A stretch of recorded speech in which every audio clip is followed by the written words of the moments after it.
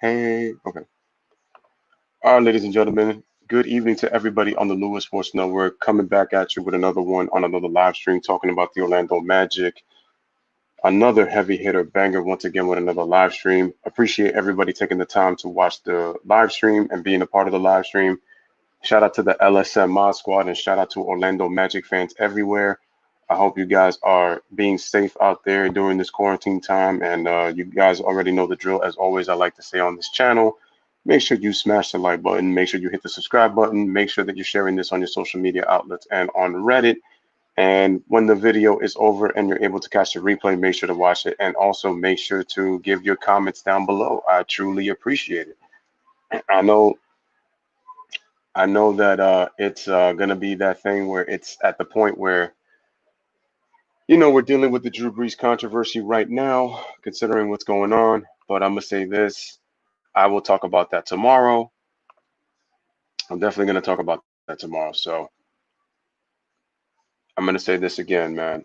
I'm gonna give my thoughts on it. I know things is pretty crazy, and we're just talking about Orlando, but I'm gonna get back to LeBron and Drew Brees tomorrow. But anyway, let me get back to the start of the video. So we're talking about the Orlando Magic, ladies and gentlemen, a very interesting team that I thought made big strides last year. One of the best defensive teams in the league. They were a top 10 defense last year, and unfortunately, they ended up running into the Toronto Raptors last year, and they ended up losing in 5 games to them. I really thought that the Magic were actually going to give the Raptors even a more interesting fight. They could have, but it's just that they just didn't have they lacked offensive firepower, which has actually been the case this year. So shout out to everybody in the chat as I will be changing some thumbnails out here. Shout out to Orlando Magic fans everywhere. I know you guys are excited because Disney is going to be hosting the last few games of the regular season and the NBA playoffs. So that should be very exciting. Even though unfortunately you're not going to be able to be at the arenas, but I know streaming is going to be crazy. So again, shout out to everybody in the chat. Let me know who is in here. Make sure you hit the like button on the video. Shout out to Karam already, man. He says, yo, what's up? Shout out to Daniel Berry. Appreciate it. Shout out to G Money. Shout out to Michelle's daughter. Shout out to Ryan. Uh, and shout out to Daniel. He is an Orlando Magic fan. All right. That's what's up. All right. So, get to talk about your Magic. And like I said, I think it's big for the city just because it is the home of Disneyland. And Ryan says we chat together, we stream together, fan for life. Appreciate that. G Money says Orlando has the talent, but they do need a leader. I still feel like they're kind of lacking a go-to guy. You guys need to watch Boyega's speech, man. Powerful. When you guys have the free time, watch it. Okay, I'll make sure to check that out. And G Money says that the Magic make the playoffs. Vukovic, Augustine, Ross, Gordon, and 48 are gonna have to be consistent. And I wanted to get to that when we talk about it. All right, so I truly appreciate that. Okay, so let's get right into this video, folks. And hopefully we could get some more people to come in and not only like the stream, but we get to talk about Magic, man. And he's looking forward to the playoffs. Let me ask you a question for you guys. Who do you think has been the most consistent Orlando Magic this season? And I actually want to touch up on some things with Orlando on, I think, how they can be a better team come next year with free agent. But before I get started, I also want to say this. So a couple of announcements. So, like I predicted about the NBA draft lottery, as I said, I told you guys that the NBA draft lottery was going to be sometime around August, right? So, what I found out was that on August 25th, we will have the NBA draft lottery. So, the draft lottery will be on August 25th. You can look that up right now. That is the schedule. And the NBA draft is going to be 3 days after the NBA Finals, the last day of the NBA Finals, which is October 12th. The NBA draft will be on October 15th. So October 15th is the NBA draft, and the NBA draft lottery will be on August 25th. Those are the latest updates on the draft lottery and the NBA draft. Now, free agency, I don't know about that. That still hasn't been decided yet, so they still have to figure that part out. But in terms of the NBA draft and the NBA draft lottery, those are your dates. Draft lottery, August 25th. NBA draft, October 15th. So that's the latest. Karam says Markel Fultz. Okay, I think that he's been a pleasant surprise. I mean, he's had the talent of a number 1 pick. I just think with that strange injury that he had, Unfortunately, people already were calling him a bust. That's tough. That's really tough. Um, for him to deal with. And I remember he got, really criticized. I just don't think we could just go on and blame Markel Fultz for a strange injury that he had. I felt like the way the Sixers handled that situation was just very strange, and it didn't make it any better that Markel got a lot of flack for that. So I'm just glad to see him back on the court. I'm glad to see him healthy, and I'm glad he's on a team where he can get an opportunity because I felt like he was never really going to get that chance in Philadelphia, especially with how much they catered to Ben Simmons and Joel Embiid, unfortunately. But I'm glad he's getting the opportunity in Orlando. I just think now they just have to figure out the pieces that they have to put on this team, and I feel like it's really more offense. G Money says I have to say between Fultz and Fournier. I'm gonna say Fournier is a little more consistent than Fultz, even despite the fact that he's just inconsistent. This is just a very inconsistent basketball team because they have the potential to be very good. They're just very inconsistent. That's part of their problem. I don't know. I lost touch with the NBA. Last game I saw was the Clips and Lakers. Got you. And what's up to everybody? So to kind of give Orlando that nostalgic feel, I want to put this thumbnail right here, and this is some of the greatest Orlando Magic players to ever play in Orlando Magic history. You got your boy Tracy McGrady, you got Shaquille O'Neal, you got Dwight Howard, you got Nick Anderson, and you got that boy Penny Hardaway, one of my favorite players ever in NBA history. And I'm thrilled that he got to play in the Magic uniform. Same with Tracy McGrady. Uh, Vukovic and Ross. I feel like Vukovic is to me the most consistent, me personally. Shout out to Freddie Gee. Freddie. He says, yeah, they really do need a star. They're really lacking a go-to superstar. They really need, because if you look at Tracy McGrady, he was a superstar. Uh, you know, unfortunately, obviously, you know how people criticize T Mac with, with the whole first round thing. Penny Hardaway was on his way. I felt like Penny was a superstar that where his injury got cut short. So we didn't get to see. I felt like Penny was a short time superstar because I felt like he was going to be that guy for the Magic for years to come, but it didn't happen. And I felt like if Shaq had been there, maybe his career doesn't derail like it did, unfortunately for Penny. Then you obviously got Shaq. He was beyond the superstar. I mean, you already know what he did for that Orlando franchise. Unfortunately, you only got what 5 seasons of Shaq, actually 4 seasons of Shaq, I should say. You have Dwight Howard, who was able to lead the team to the NBA Finals. So just some pretty darn good Orlando Magic players. But let me just get back to I feel like Nikola Vukovic has been arguably the most consistent, and you can make a case for Terrence Ross as well. Let me look at the let me just look at the roster if they go to this. Here we go. All right, so we're looking at the Orlando Magic. Their last game was against the Memphis Grizzlies, and I actually did that game. G Money remembers. Okay, so the Magic are a pretty good defensive team. They're ninth in defensive rating, which lets you know that they're a pretty good defense. They're a top 10 defense, ninth in the league. Their defensive rating is at 109. That's good for ninth in the league out of 30 teams. They're fourth in opponents' points per game at 107.3. People have to also understand the era. If this was the 90s, the Magic's, or even early 2000s, the points per game would be much more lower. But people have to understand the eras. That's why when you look at 107 points per game, probably saying that's a lot of points they give up. No, you got to understand the era. That's the reason. But if they were playing in the 90s or 2000s, the Magic would be in the 90s. So you know. And if you look at, they average 106 points per game. That's crazy because in the 2000s, that would be top. You would be in the top 3 to 5 in scoring. And you could be anywhere from 1 through 5 if you average 106 points per game in the 2000s era. You could even probably say getting into the close to the end of the 2010, going into the 2010s era, like a little bit to a degree. And if that's the 90s, like let's face it, you would be tops in the league. Like that's how it tells you that era and pace, plays a factor. Their offensive rating is 24th out of 30 teams at 108. So their offensive rating isn't that good. They just need to really improve on the offense. They lack firepower. They really do lack firepower because this is a very good team, very good defensive team. They just need a go-to player. They need a superstar. They definitely need some bench help. Uh, and I said defense, but no, they're a good defensive team. It's just Shout out to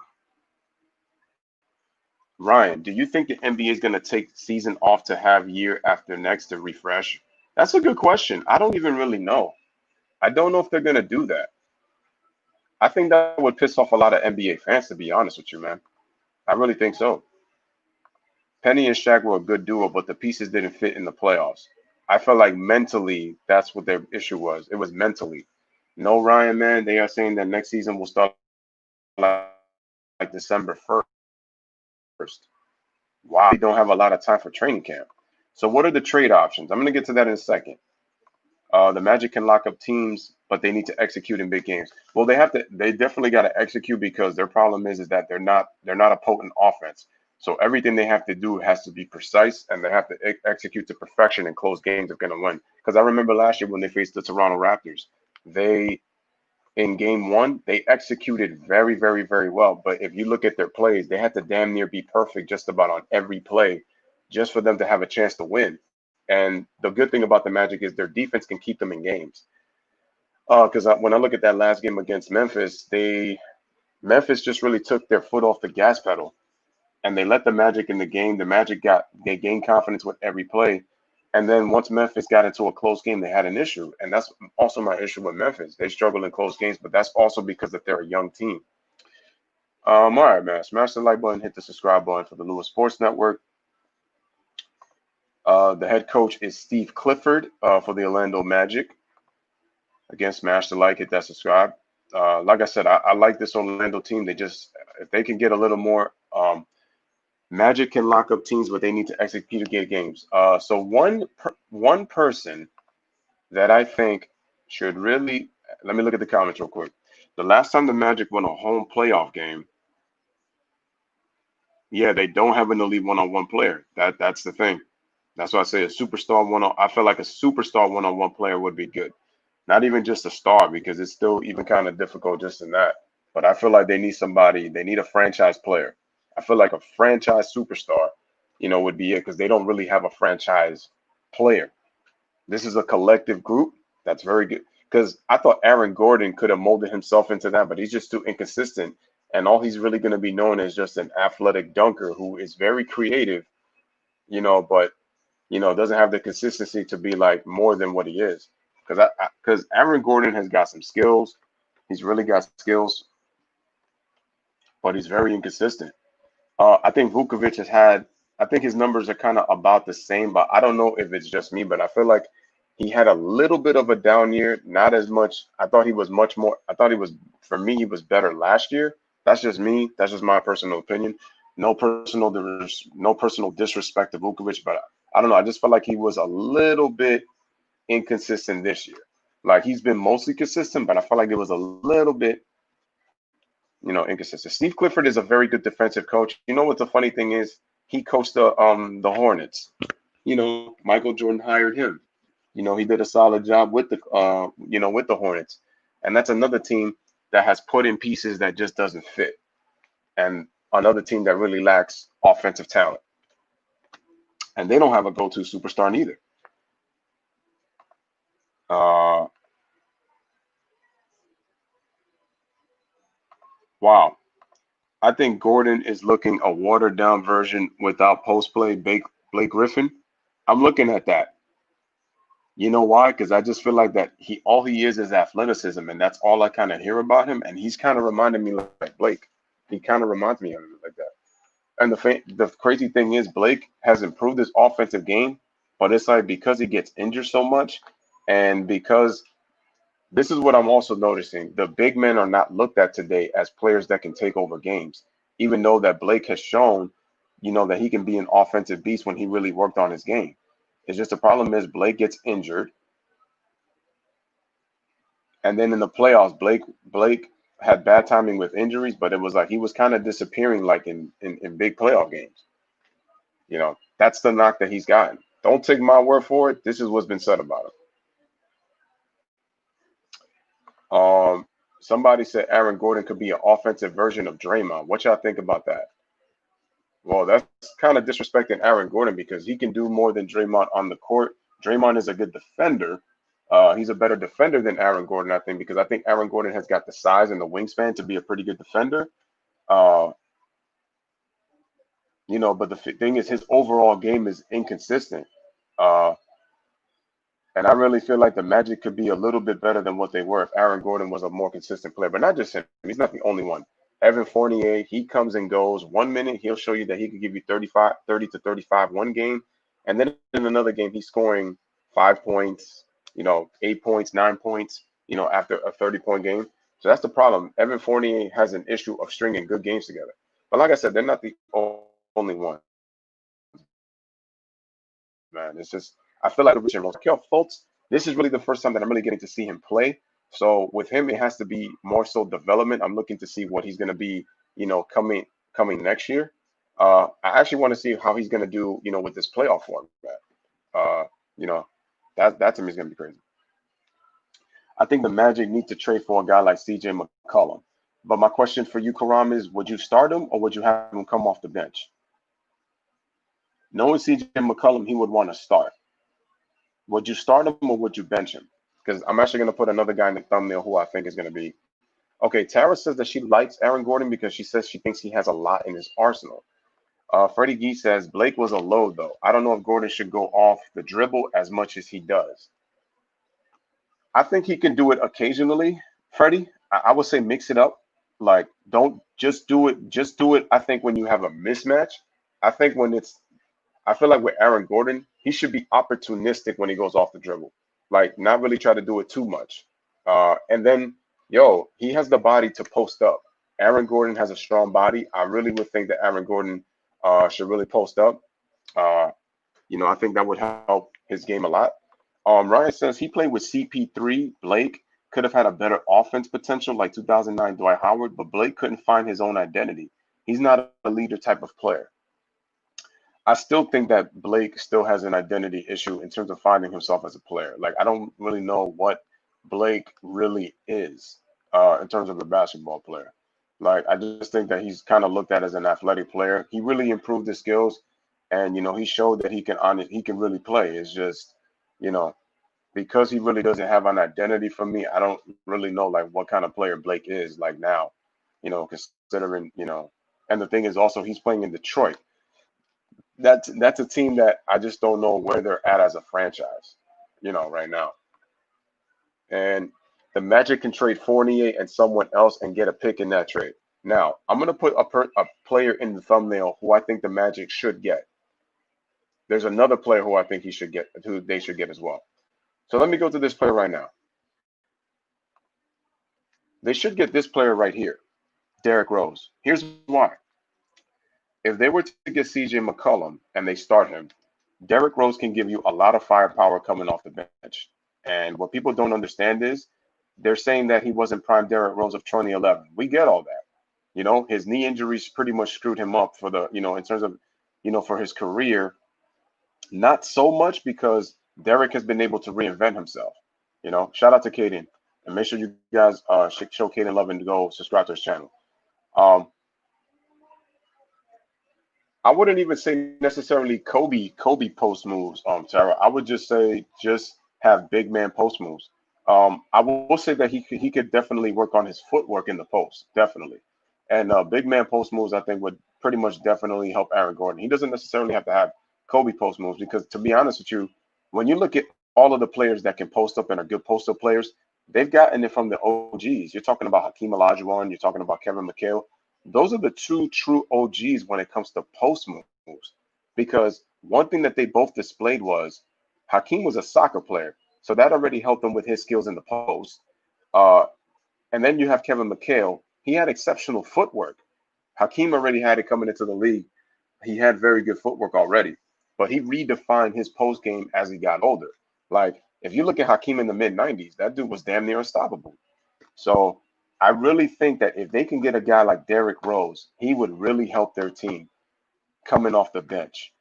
The man is shooting 49% from the field. Yeah, he's only shooting 30% from the three-point line, but Derrick Rose has really never been a three-point shooter. But in terms of Derrick Rose has improved his shot selection. He's really slowed the game down. Derrick Rose, he was tremendous for Minnesota. before he ended up going to Detroit, and he did a pretty good job with Detroit. He's done a pretty good job with Detroit. He's shooting 49% from the field, guys. He can be their sixth man. I agree, Corral.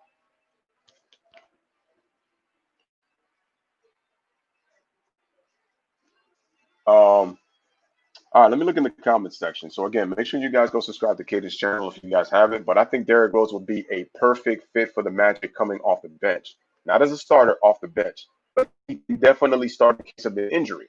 Even though that within their bench. So the Magic, they have to fix their bench. What do you guys think about Mo Bamba? And what do you think about Jonathan Isaac? I like Jonathan Isaac a lot. I think I think he's got really good potential. What do you guys think about Mo Bamba and Jonathan Isaac? For the Magic.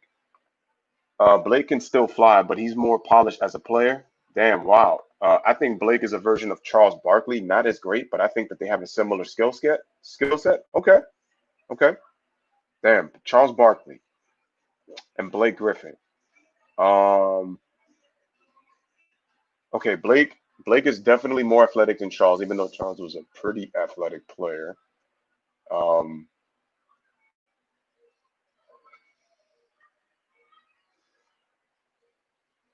damn, that's kind of hard. I would have to really compare those two to see if they're kind of alike.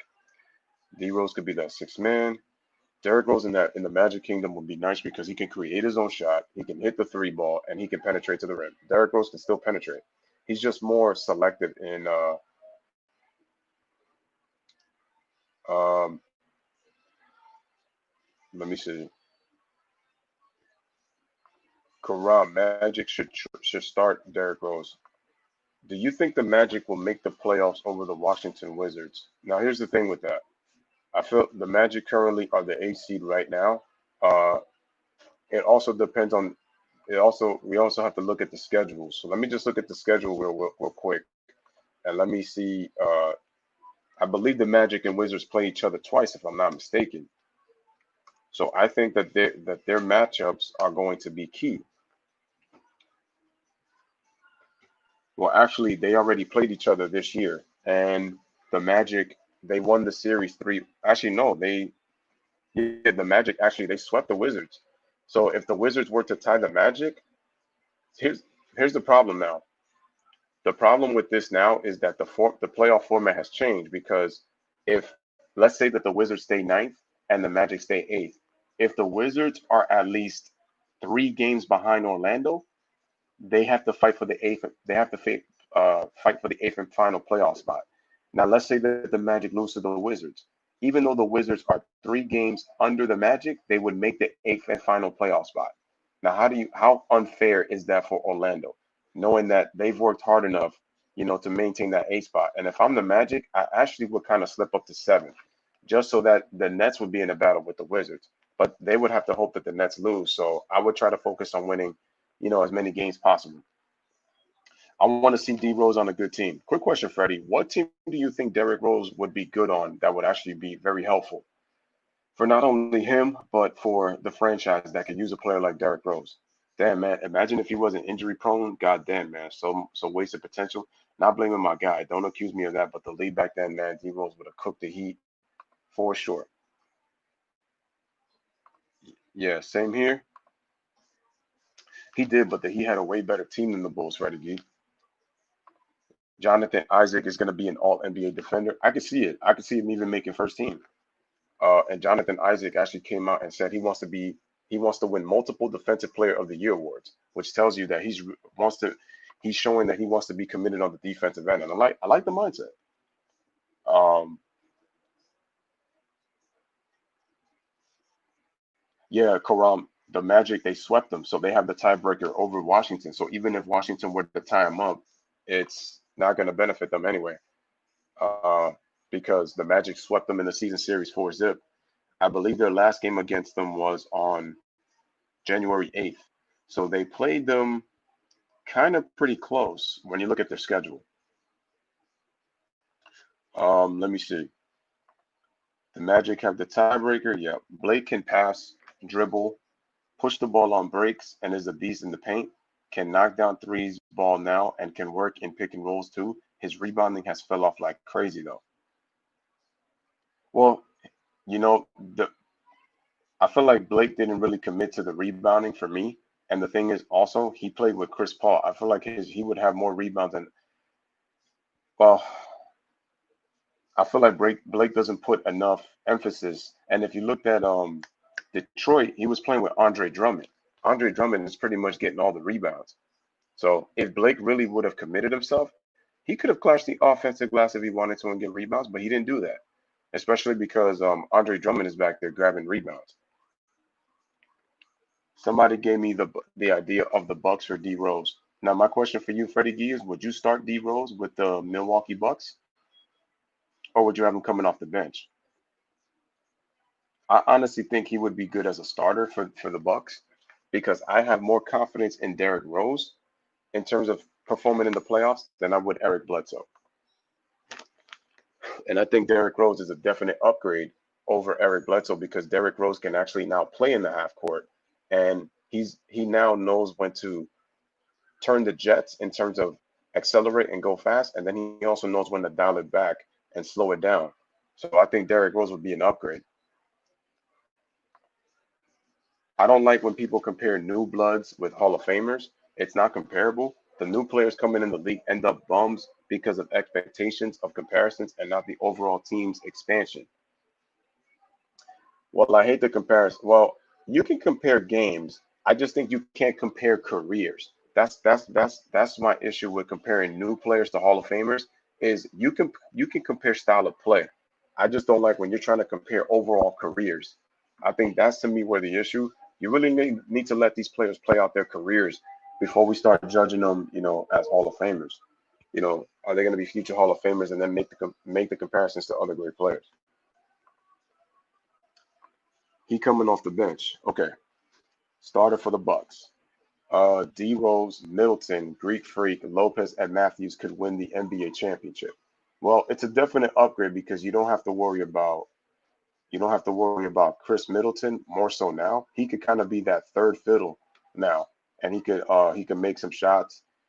Derrick Rose has the ability to take over games, even at because right now he's what 30, 31 years old, so he's still young. It's just that he and the thing is he can still get up there. It's just Derrick Rose is being smart with how he goes to the basket, gets to the rim because Derrick Rose can still dunk and he still has explosion. He's just not putting pressure on his knees when he dribbles like he once did. Because that was one of the other contributing factors that led to Derrick Rose's injuries. If you look at the way that Derrick Rose would plant when he would cross, he would put a lot of strain on his knees and it was one of the reasons. And the way that Derrick Rose plants when he's gonna jump is what led to a lot of injuries. On top of the fact that his lower leg injuries had a lot to do with the way he would land after a dunk. So that's why I said that if there's anything that I give LeBron James a lot of credit for, and one of the reasons that he doesn't have lower leg injuries is because when LeBron dunks a basketball, he lands the right way, and it prevents LeBron from having any type of serious knee or any type of lower leg injuries. So that's why I said that I give LeBron James a lot of credit. He really mastered on how to land when he dunks a basketball, or even when he scores on a layup. So yeah, I gotta give LeBron a lot of credit for that. You know. So yeah, Derrick Rose definitely would definitely be a huge upgrade for the Orlando Magic.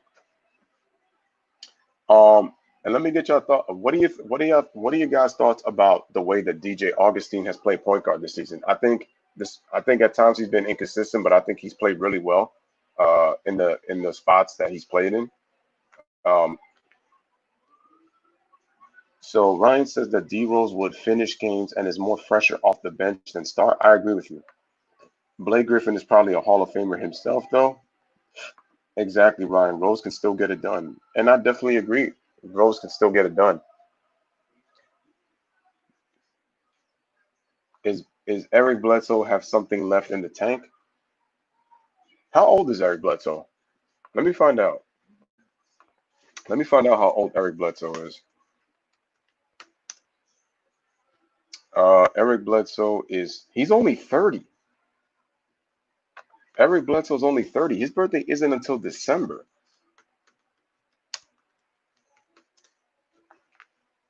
And let me see Derrick Rose. Okay, Derrick Rose he's gonna be 82. Um, I mean, I said 82. Excuse me. Wow, my bad. I'm like, how did I make Derrick Rose age that fast? My bad, guys. What I meant to say was that Derrick Rose was born in 88. So he's going to be 32 because he's 31 years old right now. So he's still, he's still young. And I mean, look, for the Timberwolves, he averaged 18 points a game. Um, for the Pistons right now through 50 games, he's averaging 18 points per game as well. He's averaging 18 points per game.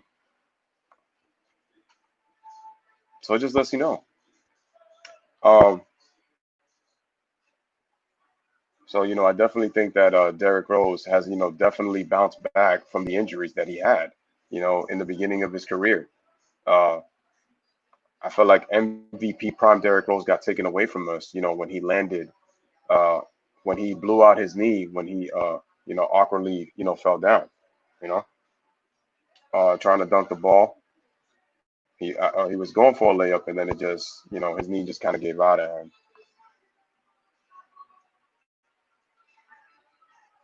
But I definitely think he has the capability of becoming great. Not no. What am I saying? No, that he still is showing you that he can still be pretty good. And I still kind of low key think that he's great. But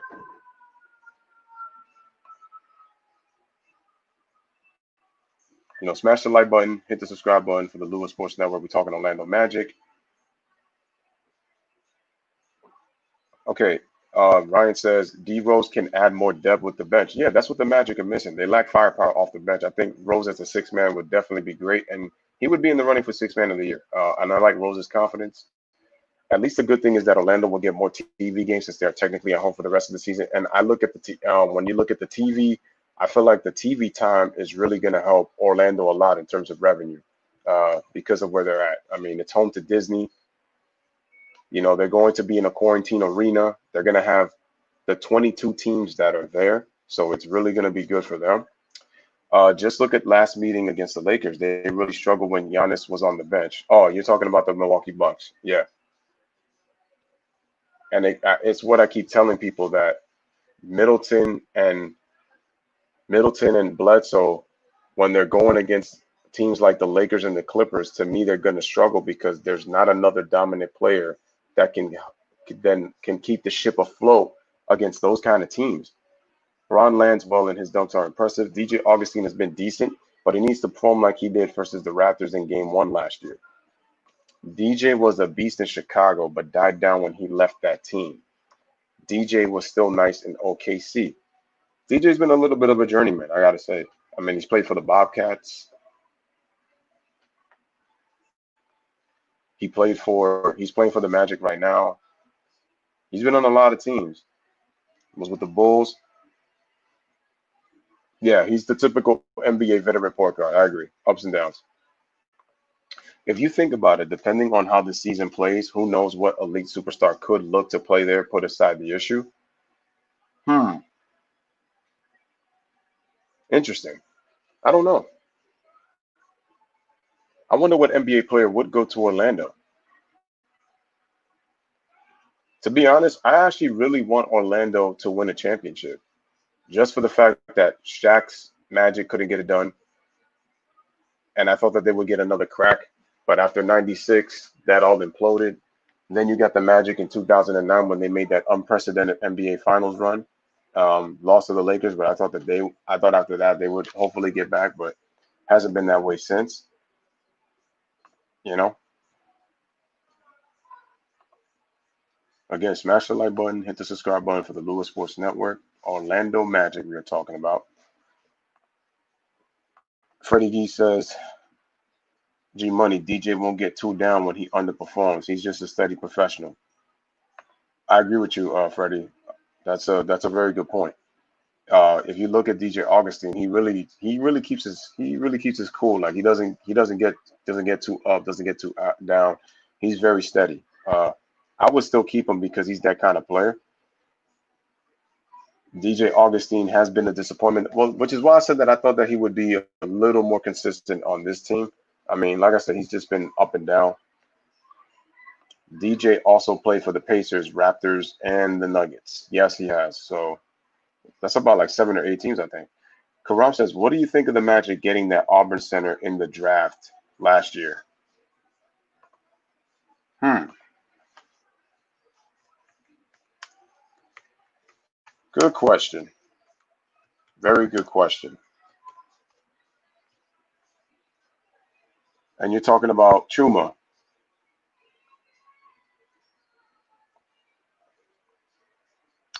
It's funny. I got to see Chuma play a little bit in Auburn, especially in the tournament.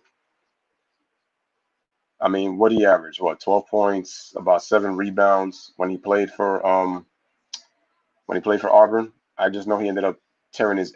I remember that was devastating when I saw him tear his ACL in that NCAA tournament. I think he would. I think he's good for the steady growth of the Magic. But it's like when you look at him and it's like you have him, you have Mo Bamba, you have Nikola Vukovic. Um, I think I think what he showed, he's talented.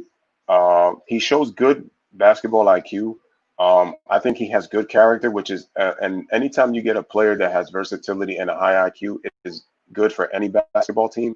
And on top of that, the fact that he has good character and versatility, that's very good to have. His key is going to be being healthy and then developing him. So I think that with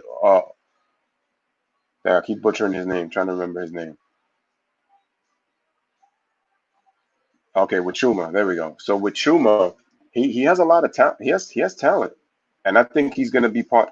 He probably might be part of the long term plans for the Magic. I think he's going to be a long term project, unless if the Magic can find a piece and they try to trade him. So who knows? Who knows? But I think it was a good pick for Orlando. I'm interested to see how he is after the injury and how he develops under the Magic coaching staff. But he's definitely a talent. The Magic exposed Bron and the Cavs in the Eastern Conference Finals in 2009, and everyone chose Cleveland to advance and face Kobe and the Lakers in the NBA Finals.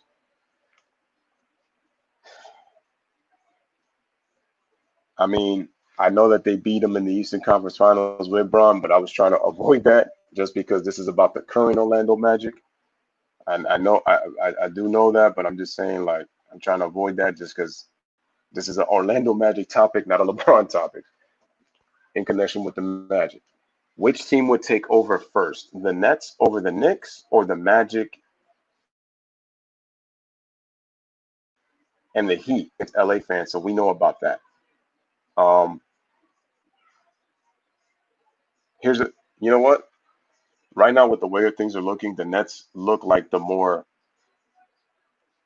formal structure franchise over the Knicks right now. The key thing with the Knicks is the owner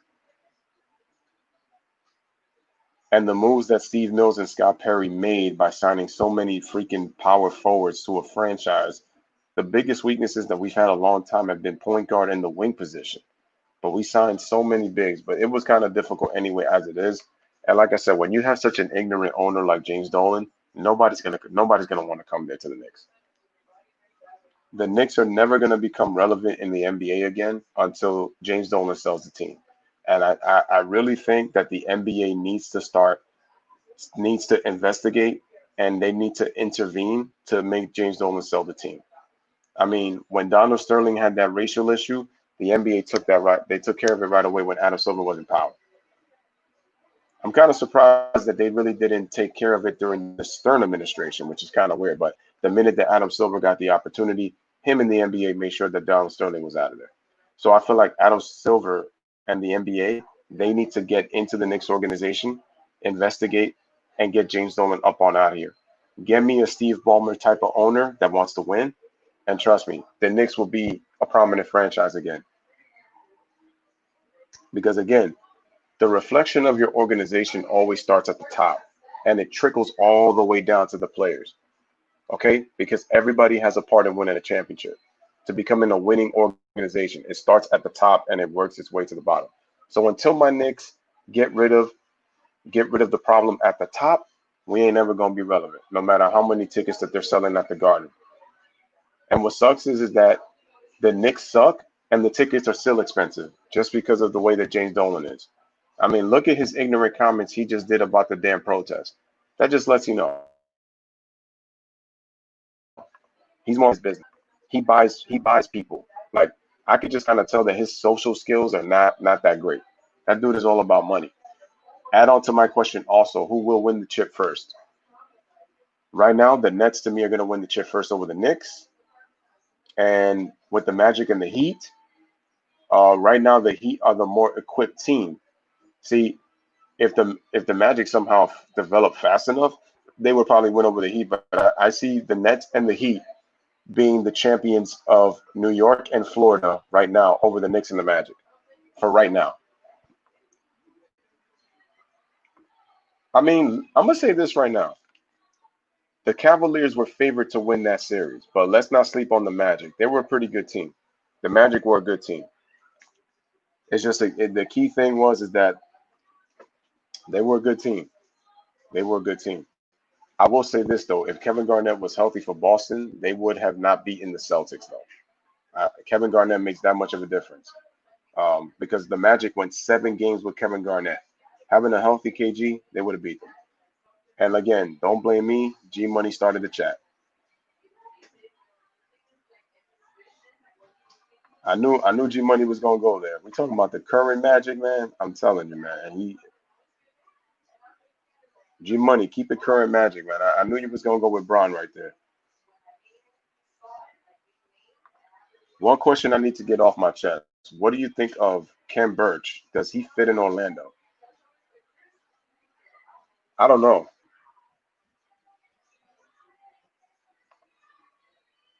Ken Birch, I don't know if I honestly don't know if he fits with the Magic.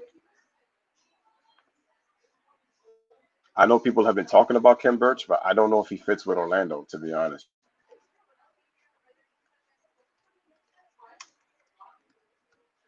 Because we have to look at what he needs.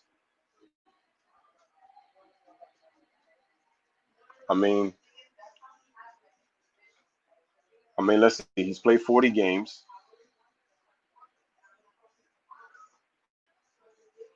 He's played 40 games this year, only averaging 3.8 points per game. Let's see, how many minutes does he play per game? Yeah, he's only playing 19 minutes a game, so his minutes are slightly up, but it's not really much. He has to obviously improve his free throw shooting. 6'9", 233 pounds. Oh, I see he's from Montreal. Okay, he's from Canada. Yeah, but I don't really think he's gonna fit. And then especially when you have Chuma, I think Chuma is to me the better project at this point than Kent Birch. And from what I've really seen him play, you know, he's so I think I haven't seen enough of Ken Birch play. I'm gonna be really honest with you, but I just know that one, he doesn't really get a lot of playing time. That's one, and obviously he has some things to work on. But I think that Chuma, I'm interested to see more of him, considering that he brings more versatility and he's got a high basketball IQ, something that the Magic desperately need on their team right now. How many games would Cavs and Lakers win if they had matched up in the finals? And I guess Ryan is talking. Are you talking about 2009 or are you talking about 2010? If you're talking about 2009, the Lakers were really the better overall team that season. So I feel like Kobe, that's tough. Maybe I would say maybe I'm gonna give the Cleveland the benefit of the doubt that they could maybe get 2 games. So I would say Lakers in 6. So I say a tough 6-game series. Some people would say 5. Some people would even say sweep, but I'm gonna say 6 games.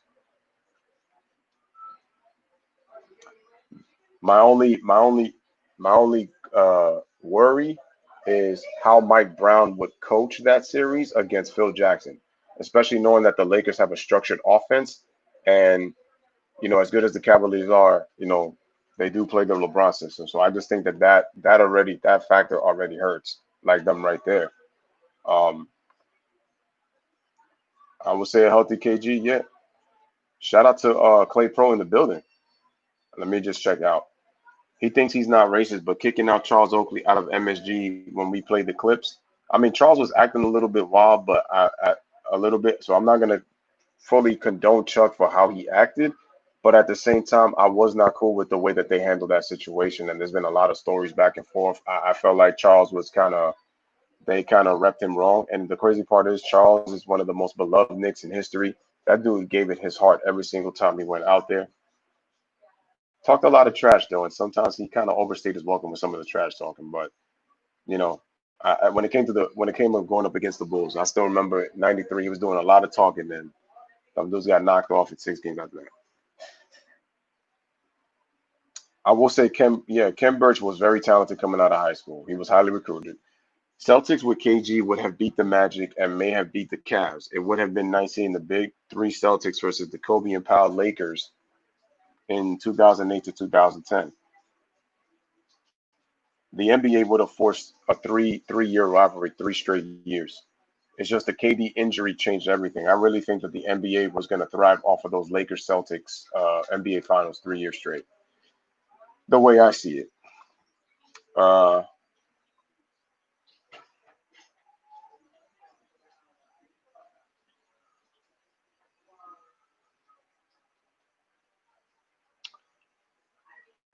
I mean, I think Ryan's saying it against the Lakers. Man, you know what though? I'm gonna say this though. Kobe's legacy would have looked real different. I mean, it's good that he got five, but I think it was fortunate. Like I said, everybody's legacies are like it's kind of interesting how things kind of play out. Shout out to Clay Pro in the building. I'm predicting Charlotte Hornets will win the championship this year. Lakers versus Charlotte, Charlotte in 6. Wow, dang. You know what they're gonna talk about if Charlotte were to win the NBA title? It's just there's only one problem with that. Charlotte wasn't even invited to Disney, man. They didn't even get an invitation with Disneyland. Yeah, they gone fishing. Magic had 3-point snipers with dominant Dwight Howard that didn't have other dominant centers at the time. I say Lakers would have beat the Cavs in 5 or 6. If they played each other in 2010, they could have gone either way. What up, Clay, aka Game 6 Clay? Oh, nice. Nice one. Shout out to Clay Pro in the building. Let me see. And he says he is chilling. All right, no doubt, Clay Pro. G Money says the 2017 Knicks should have made the playoffs. We had Rose, Noah, KP, Melo, Jennings, and etc. Rose literally compared that team to the KD Warriors before the offseason. Well, listen, man, when you're Derrick Rose and you come out and say that the Knicks were a super team like Golden State, you got to make the playoffs. The problem is that 2017 Knicks team had a lot of issues. That was a very tumultuous season. The Knicks had the talent to make the playoffs. It's just it was inconsistency. There was a lot of off the court issues. I remember Derrick Rose had to end up leaving the team because he was going on through some mental issue of his own. So a lot of distractions for the 2017 Knicks. I mean, when you come out and make a statement like that, you got to prove it. You got to prove it. I mean, he literally said that the Knicks were a super team. I said, okay, prove it. I said on paper the Knicks look good, but let's see what happens on the court. The Knicks started out pretty good, but it didn't end up that way. What's up, Ryan? Yeah, they would have destroyed the Knicks. That was a sweep. That would have been a sweep. That would have easily been a 4-game sweep with that 2017 team. Knicks super team in my Soldier Boy voice, for real. In my Soldier Boy voice, he'd be like, "This right here is straight delusion. You can tell that Derrick Rose doesn't really have that pretty boy swag. Hey, pretty boy swag. Hey, he is delusional. Hey." That would be me in my Soldier Boy voice talking about Derrick Rose.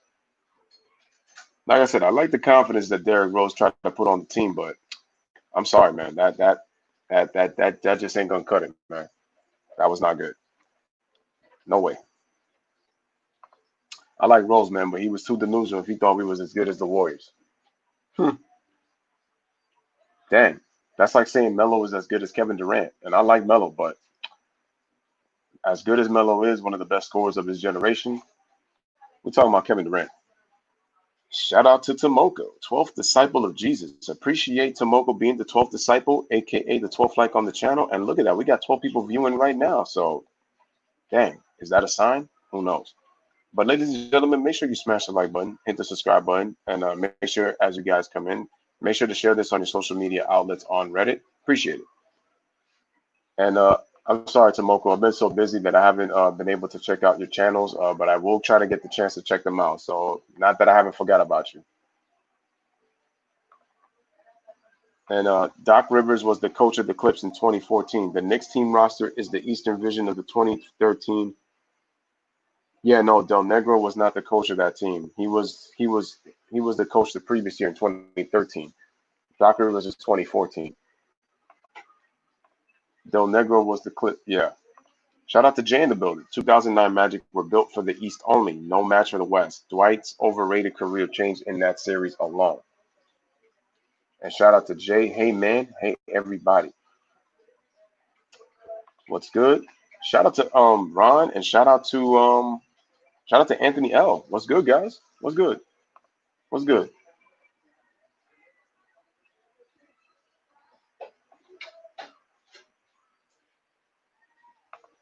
As we continue up in here, so we're talking about the Orlando Magic.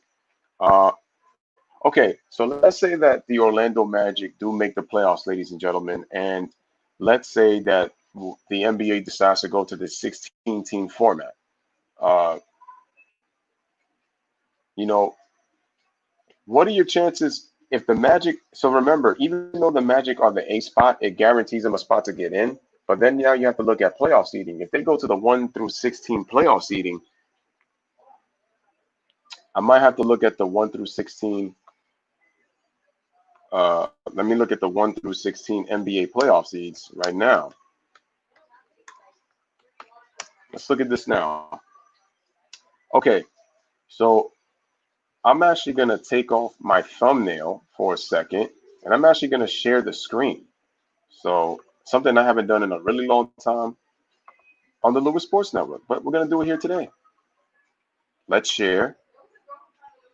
All right, now let's get back to the channel. Here we are. I'm going to raise this up a little bit. Okay, that actually lowers it. Let me just go here. Okay, so if we go to this screen right here, ladies and gentlemen, as you can see, going back, the Bucks would play the Magic in the first round. That's if we do the mix of the East and the West. The Lakers would play the Nets in the first round. And I'm very iffy about what are your chances of the Magic going up against the Milwaukee Bucks in the first round? Let me know in the comment section. What do you think? What do you think the Magic's chances on that? And let me just check. Was good, guys. Dwight was pretty good. No, Dwight, listen, I know that there weren't a lot of big men at the time. The big man was kind of pretty much going down at this point. But Dwight at one point was the best big man in the league at one point. Now, obviously his skills would say otherwise, right? But that's how he was regarded. So probably kind of just much more media though. Personally, when Derrick Rose said the Knicks were a super team back in 2017, I thought he was bugging. I thought he was bugging too. I said, he's crazy. I said, you got to make the playoffs, man. Like, at least make the playoffs. At the very least. And he couldn't even do that. Tomoko's comments are always random. What's good? What's good? Ron says, chilling. Right. New York got some good weed up there. I mean, yo, it's 420 every day up in New York. You already know. Was Stan Van Gundy an overrated coach? I don't think so. I thought Stan was pretty good. Stan was pretty good. Look what he did with the Miami Heat before he became Magic head coach. The Magic actually steadily got better with Stan as coach. And obviously you need players to be able to play with what you're trying to implement. And then Stan also made Detroit a playoff team. Now, they didn't win as many games, but everywhere Stan has gone as a coach, the team actually improved. Dwight was overrated, but he's a better help defender than a man with an offensive game, and he still doesn't really have one. I'm telling you. Thanks, Tomoko. Appreciate that. Dwight had an eye post game. He was an elite pick and roll player, but he didn't like that style. It's funny, though, because Dwight used the pick and roll just about almost every single time. Dwight liked to he really did like to post up, but when he did, when he posts up, a lot of times he would do the running hook. It's the same thing that Patrick. It was one of the moves that Patrick Ewing taught him. I thought that I said for a guy like Dwight, he should have learned from a guy like Shaq. I thought a guy like Shaq would have been good for him. I think Dwight's feet are too slow when it comes to his post footwork.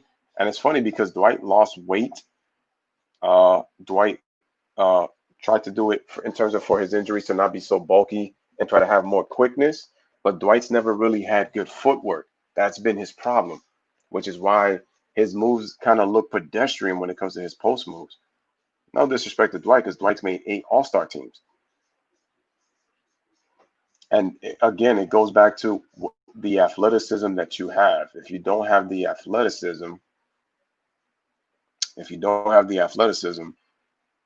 as your career winds down, what can you turn to? I say Bucks in 5 or 6 versus the Magic, since technically Orlando would be hosting the playoffs. Okay. Remember, there's no home court advantage for either team, too. I think the playoff positions lower teams fighting for to get in is trash, because no matter what team in the East wins, certain games to be up, the standing does not matter in the end. I feel like, for me, that's it. To me, I know it gives a team like the Wizards an opportunity, but let's say that they were 3 games behind, right? That means that even though the Magic have the better record and they won the season series because they own the tiebreaker, they would have to face the Wizards for a 1-game playoff for that last spot. And then if the Wizards win, that means all that work that the Magic pretty much did meant nothing. And I feel like that's where it's kind of unfair. So if I'm the Magic, as the Magic are going to have to try to get away from Washington as much as possible. And I think that they should really try to aim for that 7th spot with the Nets and try to make the Nets fight for their playoff lives. Who knows? That's the problem. He's too stiff. Man, are y'all sure y'all want? I went to Vegas, Chicago, where weed is legal and the whole city smell like weed everywhere. Oh, no, no. When we was talking about weed, Clay Pro, I was talking about in terms of the Knicks delusion when it came to Derrick Rose's comments talking about that they were a playoff team back in 2017. That's what that was. Make smoking not as fun because now it's legal. Maybe I'm the weird one too, though. I don't know. Dwight has nothing on offense outside of a dunk. Orlando's threes really helped Dwight. Check that NBA Finals. That's the thing, because Pau Gasol was able to Pau Gasol's skills were, you take those skills. If Pau Gasol got skills and Dwight really can't defend, skilled big men. Skills are a problem. Very good help defender, especially with his shot blocking. If the funny thing with some of these centers, though, I've noticed that centers get credit more so for their blocks and their help defense. But when it comes to their being able to guard their position, some of these guys get cooked on the regular. And one of those guys I keep talking about is Rudy Gobert. Like, he's a very good help defender and he can block shots. But when it comes to guarding his position, he's really not that good. He's kind of overrated for me. And the thing is, why does Quinn Snyder keep putting Rudy Gobert on smaller guards that can easily go by him? That's a mismatch. People don't understand that.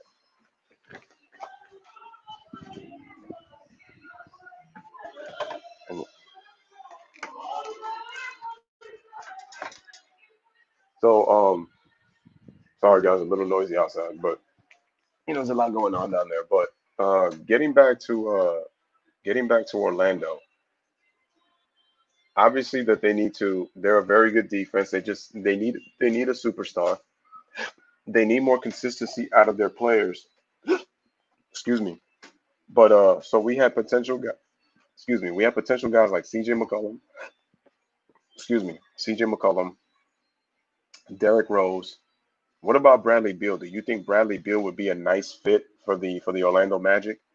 I think he should have continued practicing with Hakeem more seriously, but he chose his personality than skill of upgrades.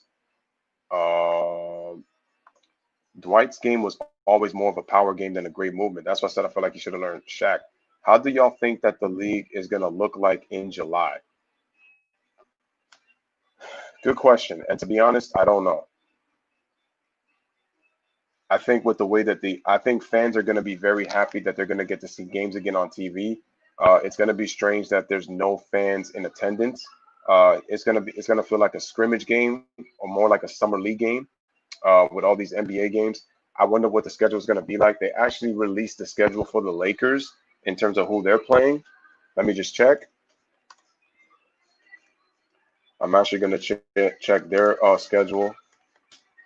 It's funny how they came out with their schedule first. I would have thought that they would have came out with all their other ones.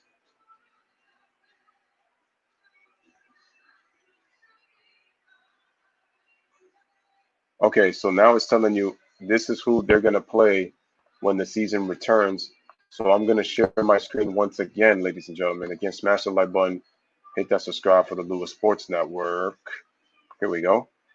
So I'm going to press share. And is this, no. Okay, that's just the road to the vaccine. All right, let me just go down. Okay, so now as you guys can see, it says here's who the Lakers are going to play when the season resumes, right?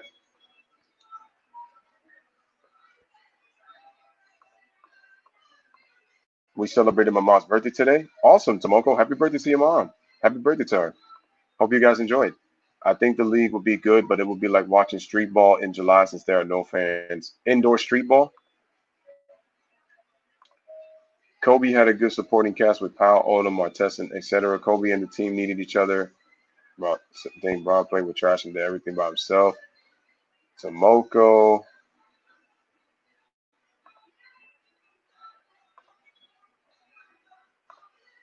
Bynum, Ariza, Shannon Brown, etc. Kobe brought more confidence in Powell with his own skill sets. Dwight should have had the same mindset while working with Hakeem. Exactly. Cordy's supporting cast was good. Great supporting cast. The Magic need that go-to guy. Are the NBA going to go by other sports schedules in order to know when they're going to start next year? Good question. That's a very good question. At the time that Dwight was regarded as the best big, Powell was regarded as the best offensive skill set big. Dwight was nothing for Powell in 2009. I agree. I agree with that. No disrespect to Dwight Howard, but he was athletic in power, and a lot of his fame really came from when he.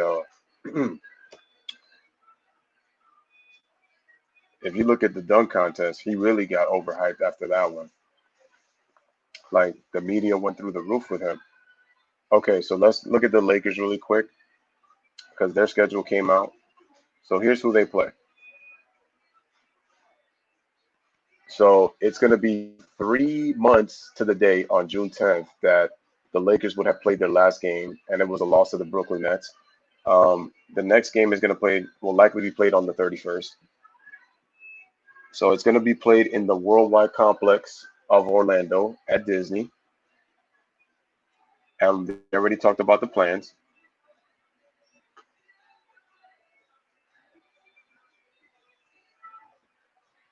So here's who are they going to play because the Hawks, Bulls, and Pistons were not invited because they're three of the 8 teams that were not invited. Here are the Lakers' schedule if the season resumes. They start with the Houston Rockets. Then they play the Denver Nuggets. They got a back-to-back with Utah. They got the Toronto Raptors. They have the Indiana Pacers, Sacramento Kings, and Washington Wizards. Now, the Wizards and the Kings should be easy games for the Lakers. They shouldn't fall asleep on those. But they got 5 playoff teams in the schedule. That's crazy. So when the Lakers come back, they have 5 playoff teams. The only team in being the Jazz that they played twice. So seeding could be a very important factor if the Lakers, you know, don't. Because remember, the Lakers have the second best record in the NBA. So if they play the 16-team format, the Lakers would be playing the Brooklyn Nets. It would be 2 against 15. But the Lakers' best bet, because they're number 1 in the West, but they have the second best record in the NBA, they have to hope that they don't fall so that they don't get a tougher matchup. I don't think they're going to fall too much, though, because, like I said, I just don't see the other teams in the West, unless if they get hot somehow with these 8 games, be able to eclipse LA. That's just me personally. It says there are a few things that should be noted before we continue. The first is that the games against the Wizards and the Kings are subject to change because their games against the Lakers are later on the schedule. So without the changes, the Wizards and Kings would play more than 8 games. That's unlikely to happen. And the reason being is because the Wizards, I believe, have played one or two less games than the Lakers, and the Kings have played one less game than LA as well. The second is that the Jazz stink, and Anthony Davis deserves to be Defensive Player of the Year. Now that we have that covered, let's move on.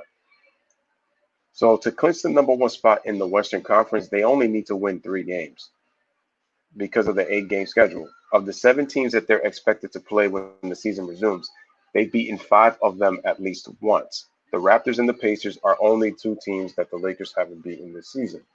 Under normal circumstances, the Lakers stars will get some rest before the start of the postseason, but these regular season games will be crucial to getting everyone back into shape.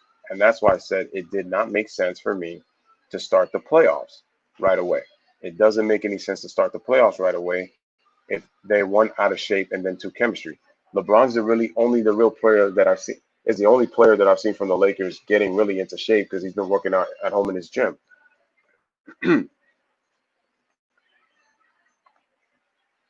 And that's funny what Kareem said, preparing for the magic of the finals matchup. He said there was no need for Bynum and Powell preparation for Dwight.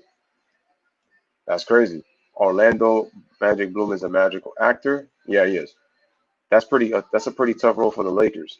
You think on the schedule of the Lakers, I already know the answer, Lewis. If LeBron not going to play the last 2 to 3 games left to prepare for the play in the playoffs, that's going to be if the Lakers clinch the last 3 games for that number one spot.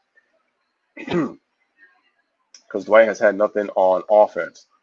Dwight was 23 in 2009, out of high school with it. Powell was 28 and won a gold medal. Powell's been playing professionally for a while since he was 17.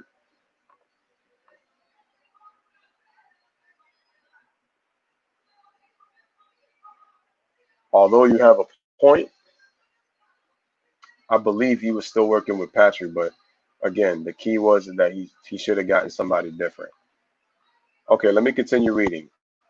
Let me get back.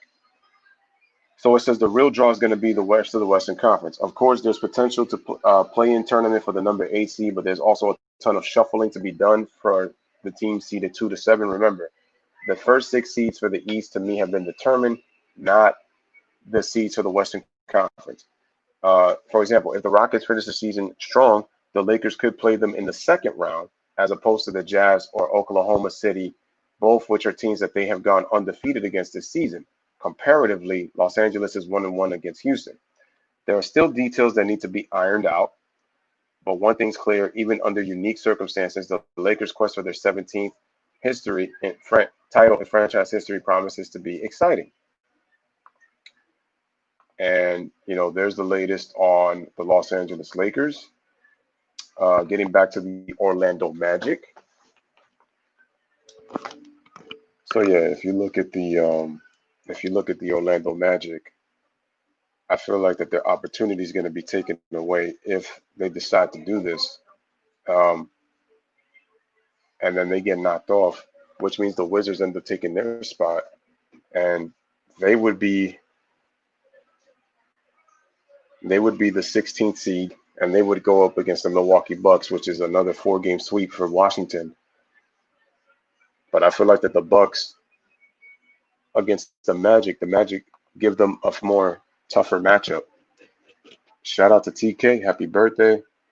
Dwight was raw as hell, putting up 20 and 15. I know, but I feel like he reached a ceiling at that point. Even in his prime, Magic fans wanted Patrick Ewing as head coach, like the Knicks wanted Phil for coach. And right now, Patrick is currently coaching the Georgetown Hoyas, and hope he's doing well amid, what from him getting sick. And let's look at these Magic players right here, man. Hedo Turkoglu, there's Dwight Howard, there's Rashard Lewis, Shaq, and you got Tracy McGrady. These are some of the best players that Orlando Magic has ever had in their franchise history. T-Mac Magic were overrated as hell. They blew a 3-1 lead against the Pistons in 03, and they had lost to the Hornets in 02. To be honest with you, the Magic should have won that series against the Charlotte Hornets, even though Charlotte did have a good team with Baron Davis in them, but they blew that series. Freddie versus Jason was a masterpiece. Most of the audience just didn't see why. Well, let me ask you this question. What, in your opinion, Tomoko, made Freddie versus Jason a masterpiece? Duncan, Hill, and T-Mac might have beaten the Kobe Shaq Lakers. Here's the thing with Tim Duncan, though, when I think about it, and I know this G Money makes a lot of hypotheticals, but we have to remember something. Tim Duncan wouldn't have played as long as he did had Greg Popovich not lowered his minutes in the regular season so that he would be fresh for the playoffs. I don't know if any other coach would have done that for Tim Duncan. And we're talking about Doc Rivers here. I don't think Tim Duncan's career would have lasted as long as it would have as compared to him playing with Greg Popovich. I don't know that. So, I don't know.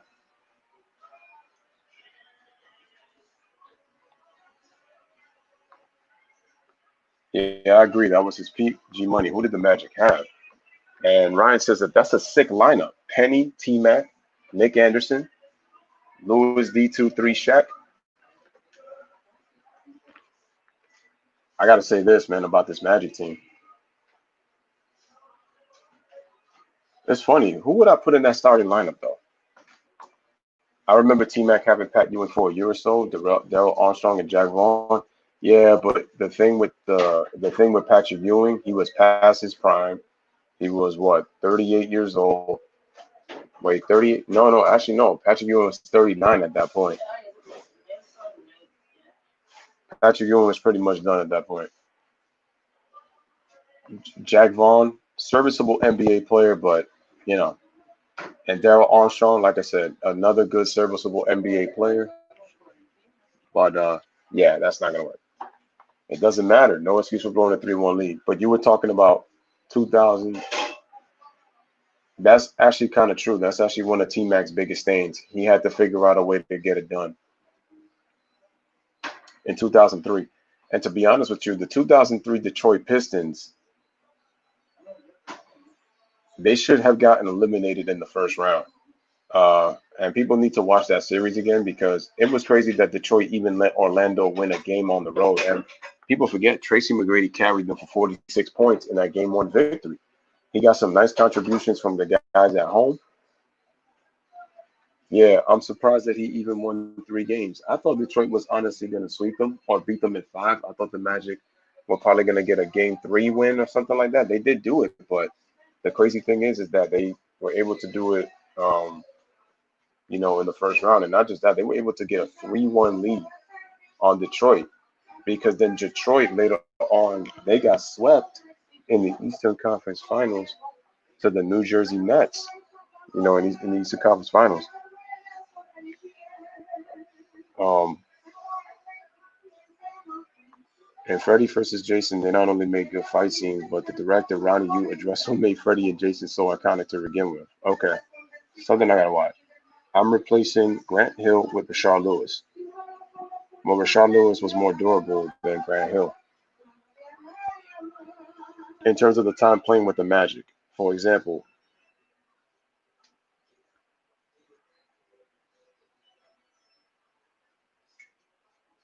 well, the funny thing is, I noticed that in the movies because remember of his memory when he was a young boy at camp, he was drowning in water, so that's why he fears water. And then with Freddie, every single movie that you've seen when it comes to Nightmare on Elm Street, a lot of it has been had to do with fire, so he can't deal with fire.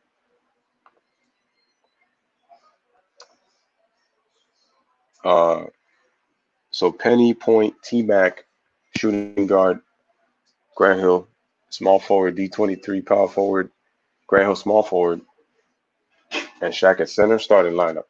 The thing is, Dwight can't play power forward. That's the thing. And we saw that with the Lakers when he played with Powell and Mike D'Antoni. And I'm not just talking about Mike D'Antoni's offense. I'm just saying Powell and Dwight. Okay, but Magic were good enough to beat the Pistons and the Hornets. Yeah, because if you look at the way the rosters were, yeah, you could honestly say that they were good enough to win. At some point, the rosters got to matter, right?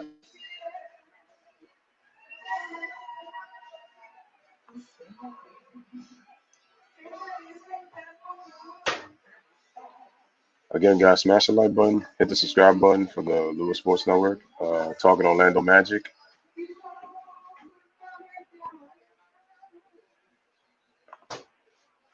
All right, let me ask you a question.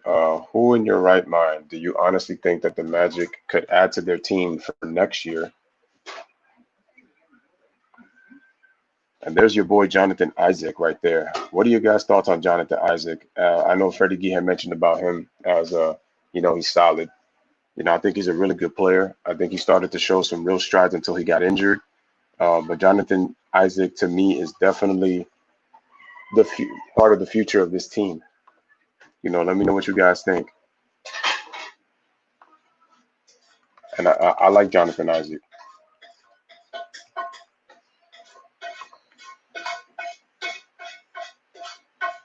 Only 22 years old, and he's a Bronx native, so I appreciate that too. 230 pounds, 7'1". And look, and according to reports, Jonathan says that he's optimistic that he still can play this year. And remember, he still has time to hopefully heal. And let's see what he can do with Orlando and see how he can help him.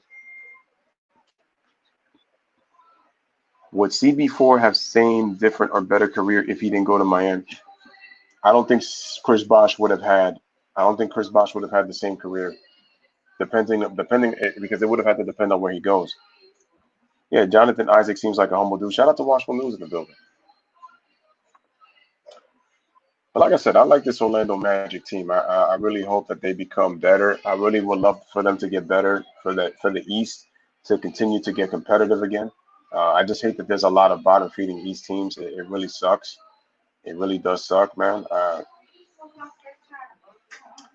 Now you are making my point because Kyrie and Love missed the playoffs before Braun because they had terrible rosters on their respective teams. G Money said true, but you gotta win 4 games, not 3. MJ and Magic versus Kobe and Tim. I forgot what your answer was on this.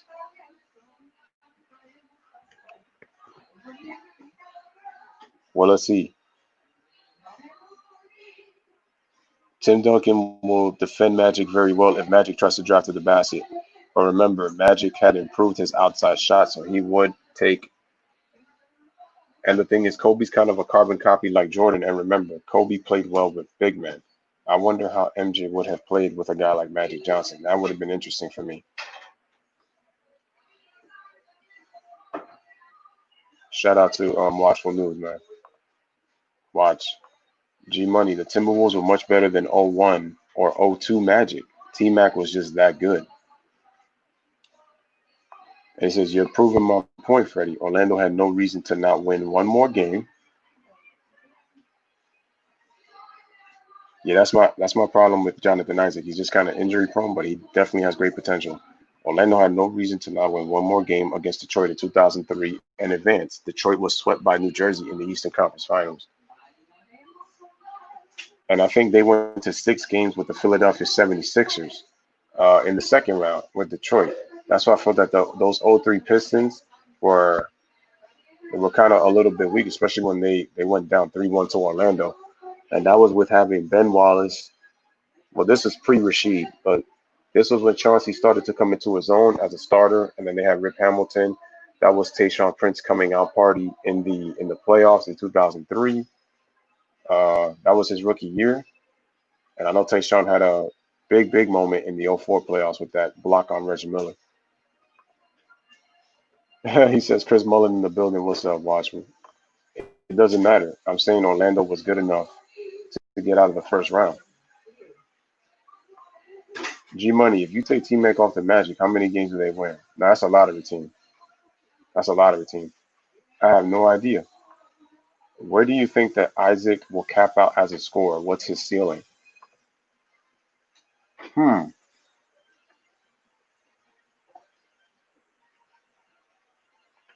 Well, let's see. He's averaging 12 points per game this season. I could see him getting anywhere from 18 to 20 points. The funny thing is, he started at power forward his first 2 years before they switched him to small forward. He's 6'11", but they have him listed. He's 245 pounds. He's from the Bronx. Went to Florida State.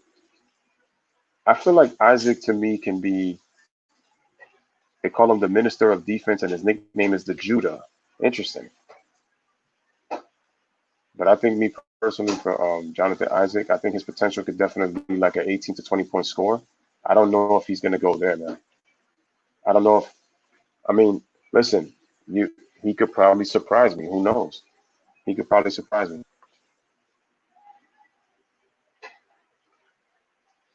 Never looked at Terry Fox and Jackie Chan next to each other. I have seen Jackie Chan, though. 5 games. If you want to go that route without Kyrie and Love, how many games will the Cavs and Wolves win, respectively, since you like ignoring the fact that they missed the playoffs because they had trash? Orlando has shown promise. Watch them when I can. They need two pieces to be a top postseason Eastern division. So he's talking about it in terms of becoming winning the Southeast. I think that they can compete with the Miami Heat for the Southeast division if they can get a couple of pieces. The Magic would be a lottery team without T-Mac, but I'm not giving T-Mac a pass for not executing for 3 straight games versus the Pistons in '03. I just find it funny that Doc Rivers really never made adjustments, at least tried, at least somewhat. Jonathan Isaac is nice. Uh, Freddie, Dwight was regarded as the best big before 2009 season. That title disrespected Timmy and Pau Gasol. When you're regarded as the best, then you got to play like it. Game 1 for Dwight says it all. RL played. G Money, the Cavs won 20 games with Kyrie. The Timberwolves won 25 games with Kevin Love. T-Mac got them to 40 plus wins. Bro, Kyrie and Love were hurt, and they had worse teams, dude. You just act like Love and Kyrie were healthy. What describes a player who's unorthodox, very hard to guard, like a southpaw boxer in boxing?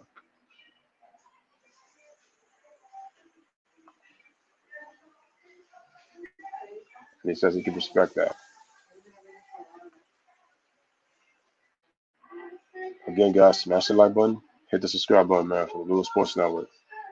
Talking Orlando Magic. Ryan, are you giving a what was I gonna say? Are you giving a riddle, or are you trying to figure out? Are you trying to get us to figure out? Are you talking about Jonathan Isaac? That's what I'm trying to say. Love is greater than faith. This is what the New Testament of the Holy Bible teaches. I'm over with the Holy Bible reference. T-Mac was healthy and he played 75 games in 2003. T-Mac's another issue with T-Mac is his inability to stay healthy, kind of like after probably 2003. And what's crazy about his career is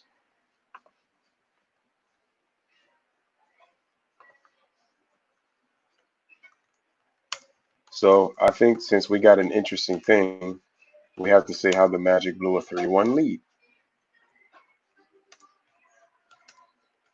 2003.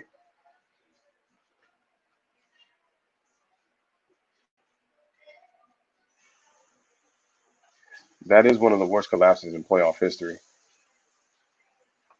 especially because Detroit was the number 1 seed that year.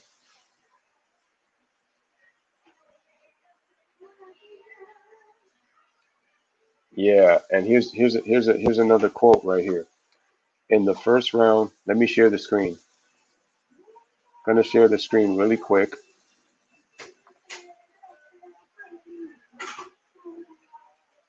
Well, before I do that, let me take off once again the thumbnail. Let me share the screen real quick, and then let me go to the Chrome tab, and let's go to Power Rankings. It's so crazy that this one even got an honorable mention.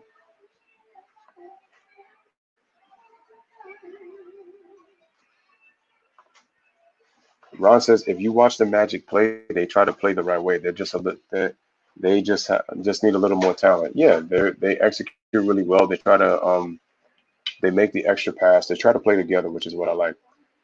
From Speaking Mind disagrees with me on this, but I did see Floyd having trouble with in the later rounds. I thought Manny won too. For my example, my question is when Shaq laid out his favorite top centers and he said that Hakeem he could not shape, but others he could. I see. Okay, so let me get back. Okay, so honorable mention, they talk about the '03 Orlando Magic. So it says in the first round, they took a Manny 3-1 lead over Detroit. It says before Game 5, NBA All-Star T-Mac Tracy McGrady commented that it felt wonderful finally being in a position to advance to the second round. This is what he said after Game 4, before Game 5. The Pistons, however, seemed to disagree that the series was over and will go on to win the next 3 games to eliminate the Magic. To this day, Tracy McGrady has never played in a second round game. This deserved an honorable mention due to its comedic value. Damn, I did not know that he said this. And I could even look at, dang, it's crazy. Even Wikipedia was even saying it. McGrady made headlines. He said that look at that.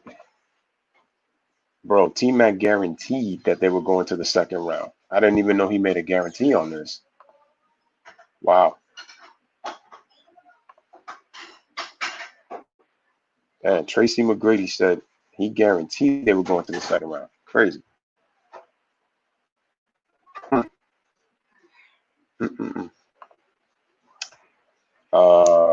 I like T-Mac, but he should have gotten out the first round in 2002, maybe 2003, 2005 with the Rockets, 2007, 2008.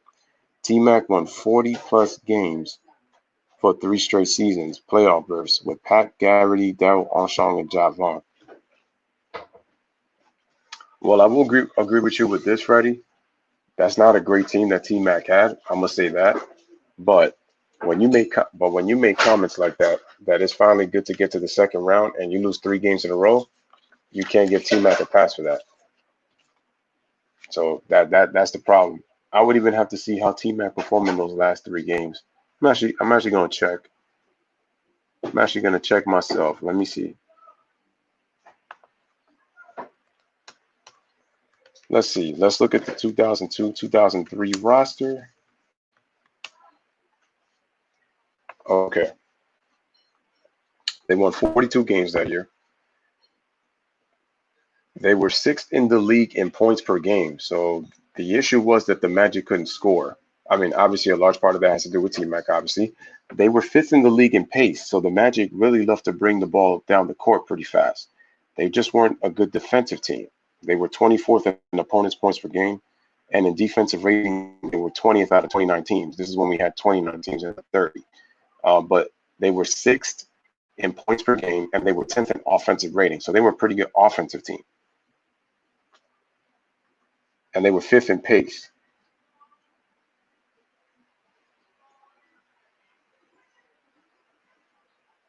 They were predicted to win 41 games anyway with the roster that they had. So you look at their roster, Andrew DeClercq, nobody's heard of him ever again. Pat Burke, Darryl Armstrong, Pat Garrity, Goran Giricek, Drew Gooden, Horace Grant. This is a old Horace Grant. He's 37 years old at this point. Grant Hill, Ryan Humphrey, Stephen Hunter, and that was Horace's second stint with the Magic. Stephen Hunter, Sean Kemp, Tracy McGrady, Mike Miller, Olumide Oyedeji. I didn't even know he was on that roster. I know about Gerald Sasser. I know about Chris Whitney, and I know about Jack Vaughn.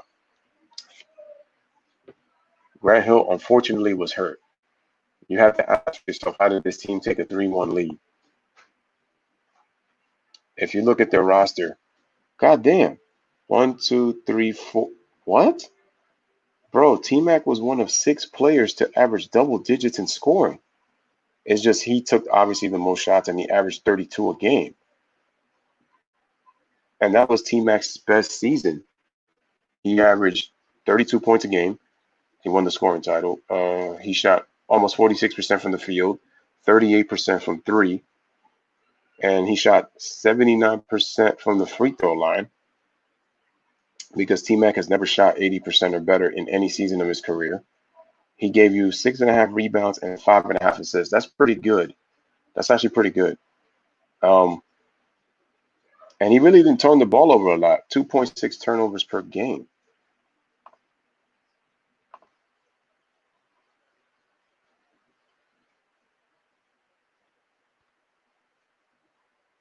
Yeah, I get that, but like I said, no matter if your team was mediocre or not, the Magic still had chances to beat Detroit in 03 and choked. I'm sorry, but there's no excuse. No. And the thing is, He had 5 other guys on his team scored double figures per game. So when you do that and you have a 3-1 lead against Orlando, okay, you're not as good of a defensive team. I get all that, but even with that, that's crazy to me that you still had a 3-1 lead and you didn't get the job done, and you have 5 other players average double figures. I mean, look, Mike Miller averaged 16. I mean, he was a decent 3-point shooter, 34%. He only shot 42 from the field. Girichek averaged 14, shot 44%. Pat Garrity played, but the issue also though is that if you look at the Magic, Girichek only played 27 games that season. Mike Miller only played 49 games that season. Pat Garrity played 81. Grant Hill only played 29 games that year, and he averaged 14.5 points per game. Pat Garrity averaged 10. He shot 39% from 3. So the Magic had a good offense. Some of their players didn't play enough games. Girichek, Miller, and Grant Hill missed a lot of time. Miller missed 33 games. Girichek missed 55 games. Grant Hill missed 53 games. Drew Gooden only played 19 games that season, and he averaged 13 points a game. And he gave you 8 rebounds. Maybe the Magic's record is better if they played. That's interesting. I didn't even know. Yeah. I mean, you're right here. I'm telling you right now, Mike Miller missed 33 games. Girichek missed 55, and Grant Hill missed 53 games. And Drew Gooden missed 63 games. That's 4 players right there. Sean Kemp was just out of shape. That was his problem, and he was on drugs at that point. And he was still 33 years old, so that's not even bad. All the other players on their team were kind of pretty much cast-offs. Darrell Armstrong did play 82 games, but the starting lineup was really hurt. For them to average 98 points is crazy. 6th best in the NBA at the time. It's not all T-Mac's fault, no.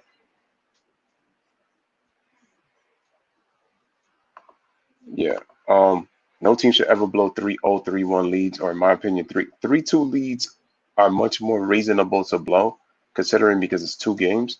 But 3-1 should not happen, and then 3-0 definitely should not happen. If all the players in the Millennium and Hall of Famers were healthy, the NBA would be a lot different. You could market the players a lot better. It'd be a lot different. T-Mac shot 26 of 72 for games 5 through 7 against Detroit. I understand that his roster was mediocre. I'm sorry, but I can't excuse him for losing in that 3-1 series. He was 7 of 24 in Game 7 against Detroit. I'm not saying that it is all T-Mac's fault, but T-Mac should have closed out that series. 2 of those 3 players played less than 40 games. Nope, 4. T-Mac had help in that series. T-Mac had issues staying in the moment in the fourth of playoff games. It's true. He expected some of his big fourth quarter moments in past games. Recipe for disaster. If he had a Kobe's approach with that talent, damn, the Magic were injured, but yet still had a 3-1 lead. Like I said, Orlando had opportunities to win, but they collapsed. 03 Pistons were not as good as the team in 04. It's true. That's an upgrade. So with T-Mac, I can't give him a pass on that. What I give him a pass with is the 42 wins. So he carried that team in the regular season. I agree with that with Freddie. You're right. But the thing is, 4 players missed a lot of time. So what would their season be like? I mean, think of having a healthy Grant Hill. Think of having a healthy Mike Miller. Think of having a healthy Goran Girichek. Those are 2 3-point shooters. If they play the rest of that season, it looks a little bit different.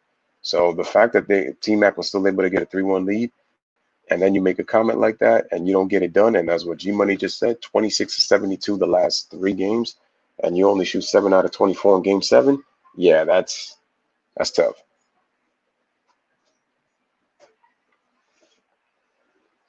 I mean, the thing is, the team looks a little more mediocre because of their bench. If you look at their bench, it's cast-offs. But if you look at their Steiner lineup, it's actually not as bad as people claim it to be. Drew Gooden gave you 13 points, but he missed 63 games. That's a lot.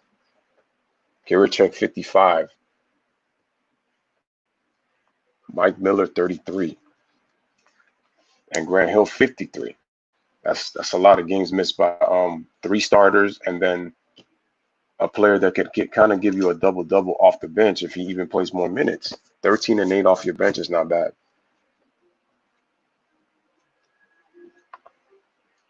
Yeah. Mm-hmm.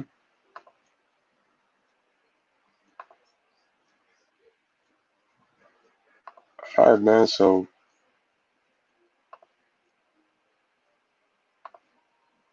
definitely appreciate everybody coming through. There is my Cash App right there on the ticker. If you guys would like to donate, obviously you can also donate to the PayPal if you guys want to as well.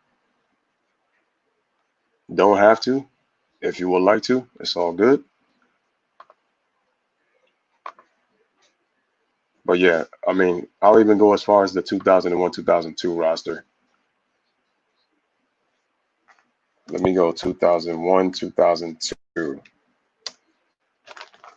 That team won 44 games, right? Okay, let's look at them.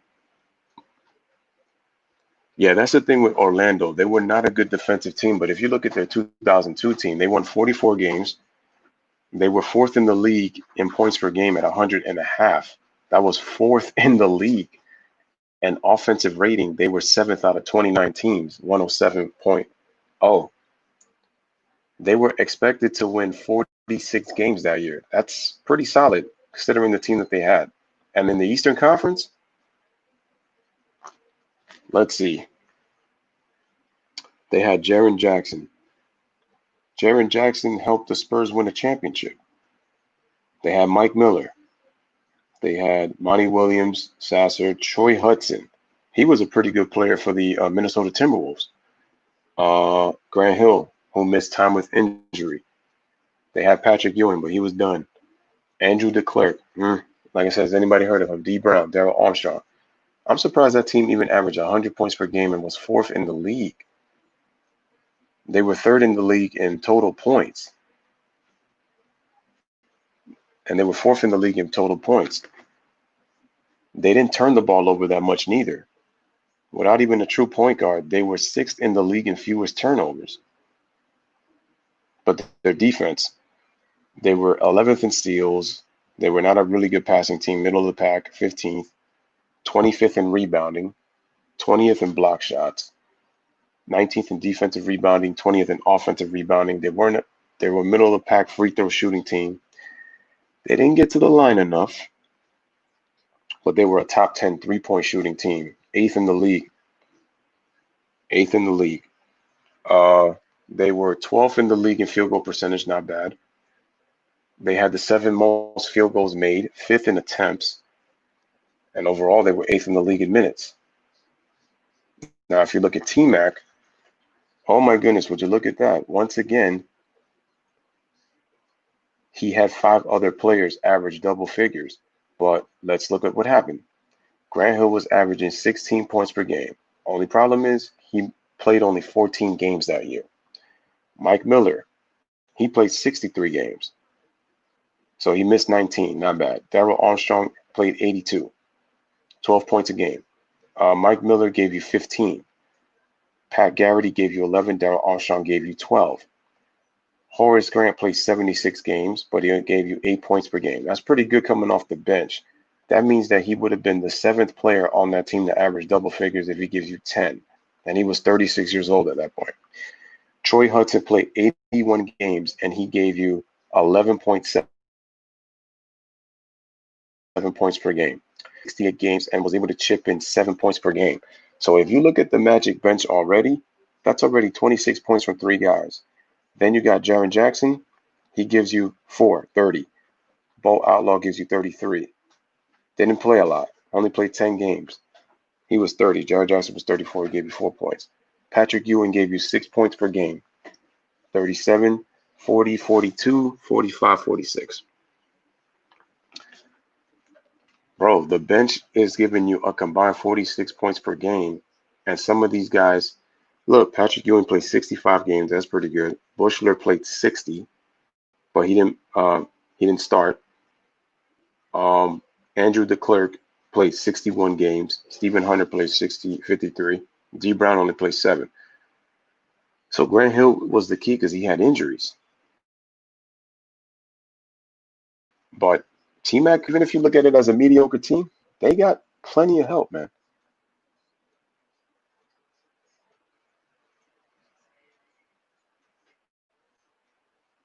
Well, not right now, because remember he's kind of injury prone, so you really don't get to see that.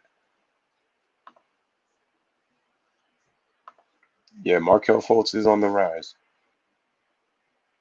Yeah, he needed that 1A player. I will say that.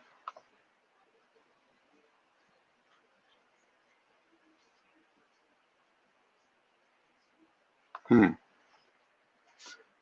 What is it that you think that they do for the team? Well, T-Mac's issue was T-Mac's issue was fourth quarter, kind of like what Jay was talking about in the moment. I just think he needed that second player and then improve in how he played in the fourth quarter.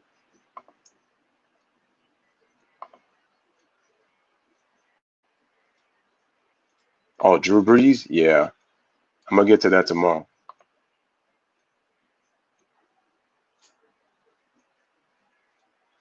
Jay says when you play 5 games all season with a certain lineup and try to play in the playoffs versus top talent, you will lose playoff series when the better team gets going after they figure you out.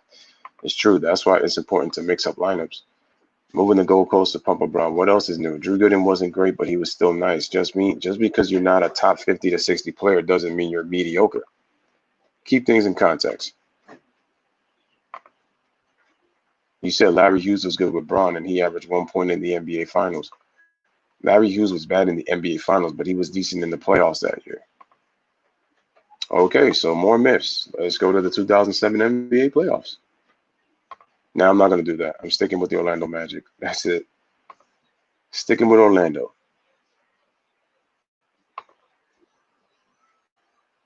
So, like I said before, it's unfortunate that some of these guys had injuries because I really believe that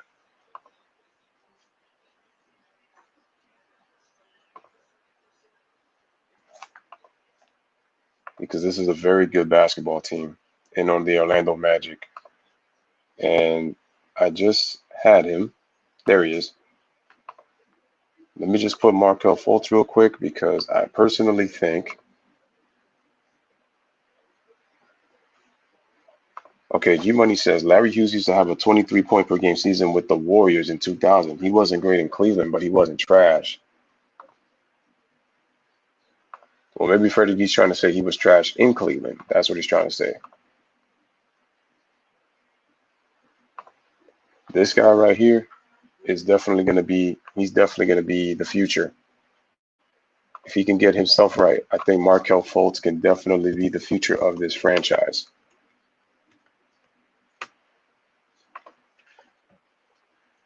Because I think he possesses some pretty good talent. He played great in college, went to Washington. I mean, and he's having a very good year this year. He's shooting 47% from the field. I mean, obviously he's got to improve his shooting. I think he's more willing to take the jump shot. He's only at 25% from 3. He improved his free throw shooting this year. He's at 72%. Hopefully he can get better and better. He's played 64 games, which means that if we were to project an 82-game season, Markel Fultz would have played all 82 games this year after having such a rough start to his NBA career.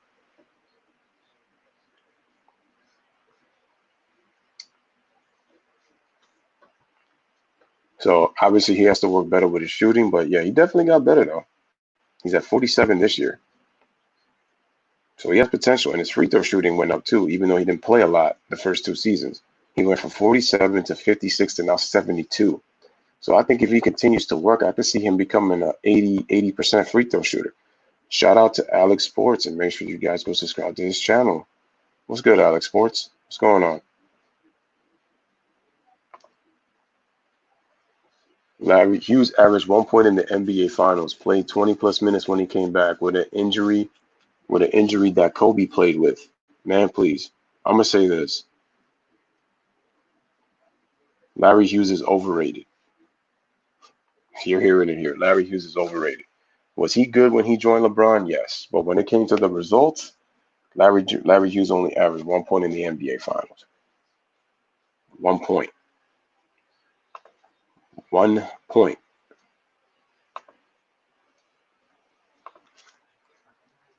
To dispel the proof, I'm going to say it right here. Larry Hughes. Let's go to basketball reference. Okay. 40% from the field in his career. That's terrible. 30 from three. Not good. His effective field goal percentage, 43. Not great. And that's only in 727 career games. That just tells you he got injured a lot.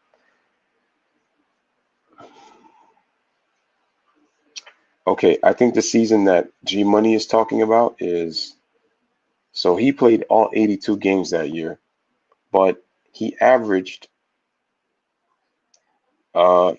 never had a 23 points per game season. He only averaged 15 points that year. He averaged 22 when he was with the Warriors, but he averaged 10 with the Sixers. And when you combine his average, it's only 15 points per game. So, no, Larry Hughes did not average 23 points. Yeah, he did obviously with Golden State. Yeah, he proved the scoring, but 15 points per game that season. He only had 120 points per game season fully, and that was with the Wizards, but he only played 61 games. This dude is very injury prone. Too injury prone. This dude played what? He played 70 games he played for the Cavaliers and averaged 14.9 points per game.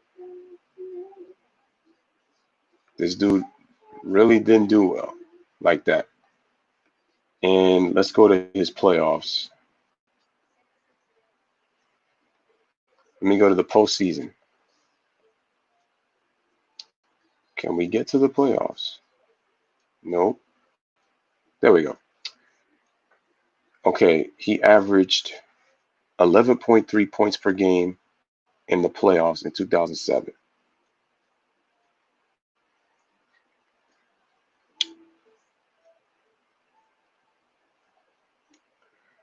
Okay, let's go to the 06-07 Cavs that went to the NBA Finals that year.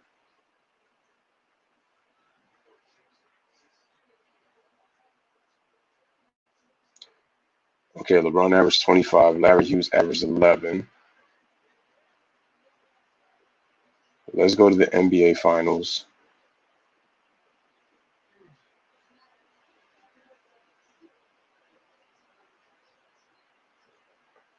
Let's go to the series stats. Okay, Larry Hughes. Okay, game one. 1 for 5 from the field, 2 points, a minus 18 on the court in 23 minutes. That's a lot of production right there. Game two.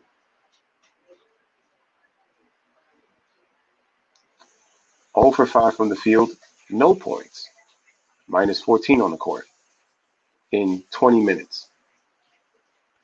What is Larry Hughes doing out there? Game three.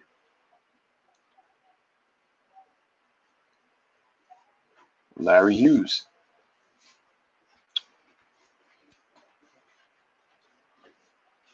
Wait a minute. Larry Hughes didn't play?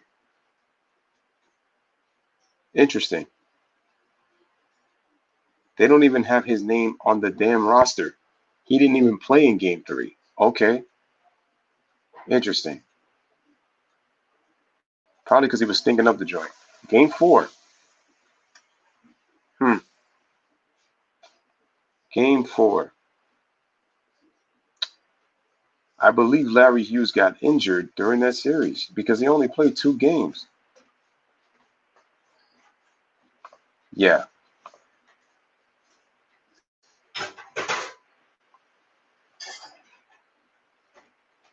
Wow. Okay. That's hard to open. That was one series, Freddie. Hughes wasn't awesome with Braun, but he wasn't trash in Cleveland. All you do is act like you play with garbage ass players. All right. See, G Money started this whole conversation, man. I wasn't even trying to bring that dude up. Fultz is only playing at 75% of his actual potential. That's true. I agree. And he's a solid defender, and I like what he's going to look like. Jay says 2006 playoffs, Lakers versus Suns. G Money wants to pick and choose who gets excuses. His narrative. Check that series.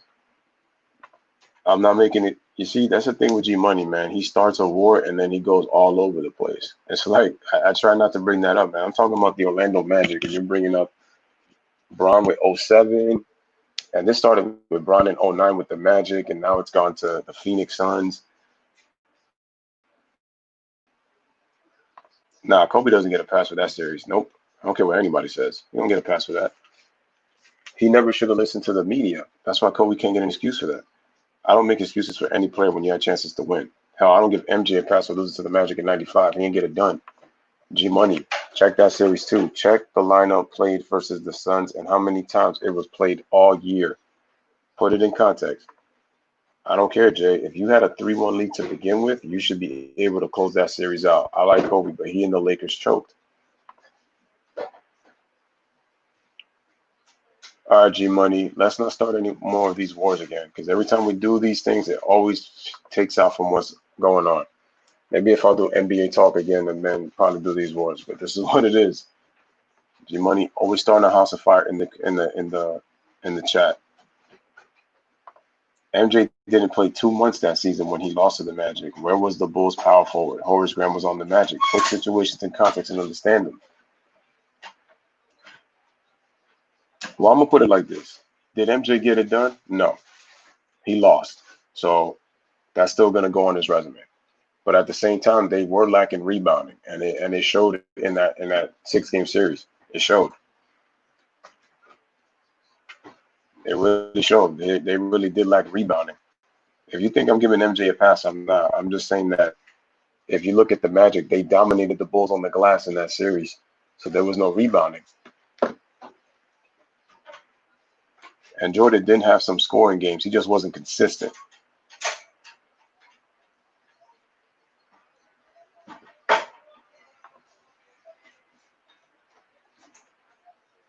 I'm not giving MJ passes. I'm not.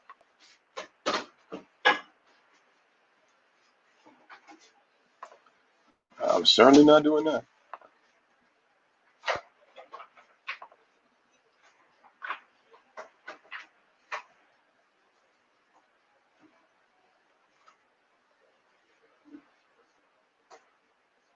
Yeah, the issue with the Bulls is that it was really more so in the clutch. That was the problem. And Jay, he said Jay's picking up. Yeah, that's funny. That's funny.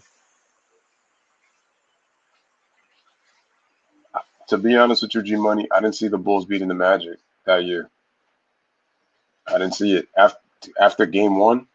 Maybe I thought they would win game two, but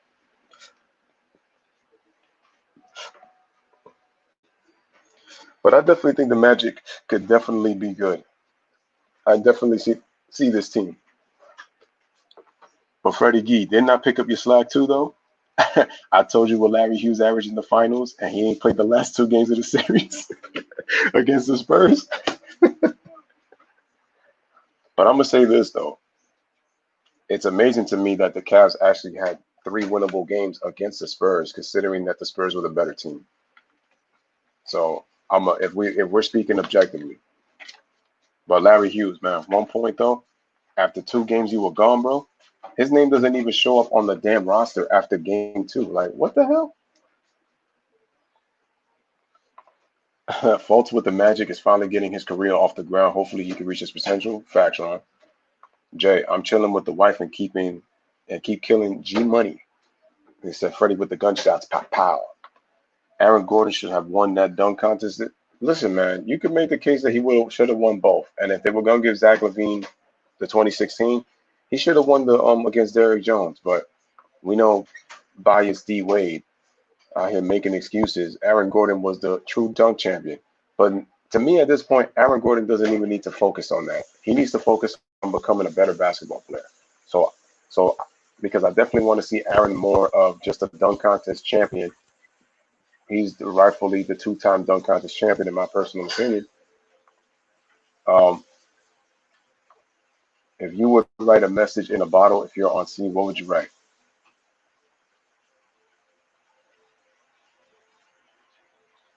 Make me a millionaire. Bulls didn't have power forward. Changes the entire complexion with another power forward. The Bulls three-peated. Pip was forced to play a lot of power forward. Yeah, because then if you have Pitt playing power forward, then you're missing small forward. Somebody has to play in small forward. Listen, I'm gonna say it again. MJ didn't get the job done. Bottom line, I'm saying it right here, so I'm not giving MJ a pass. But Jay has a point. They were missing. They needed that power forward. And then, come on, look how, look how elated Horace Grant looked. Remember, he was hoisted on top of Magic players' shoulders, man, and he was rejoicing like crazy after they beat Jordan and Pippen. Almost as a kind of saying like I was that missing piece that y'all needed to win. And Jordan made no excuses about it. He took that loss personally. So, give him credit. He didn't use the excuse of missing mostly 2 years of basketball. He didn't use that excuse. He took it like a man and came back. Obviously, they revamped the team and all that kind of stuff, but getting Dennis Rodman, so that was big. But you know, listen, no player in NBA history has won it by themselves. It's just people say these things a lot of times to fit their argument, but no player in NBA history has ever won a championship by themselves. It takes a team to win.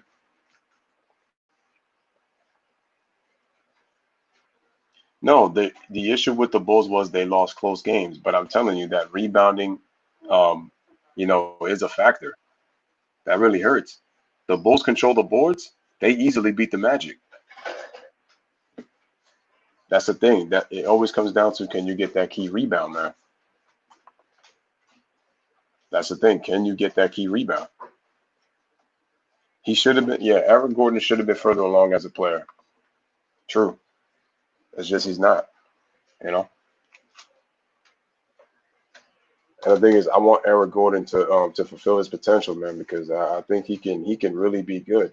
But if he doesn't, it's almost gonna say like him being a potential dunk champion is kind of almost gonna be like his ceiling.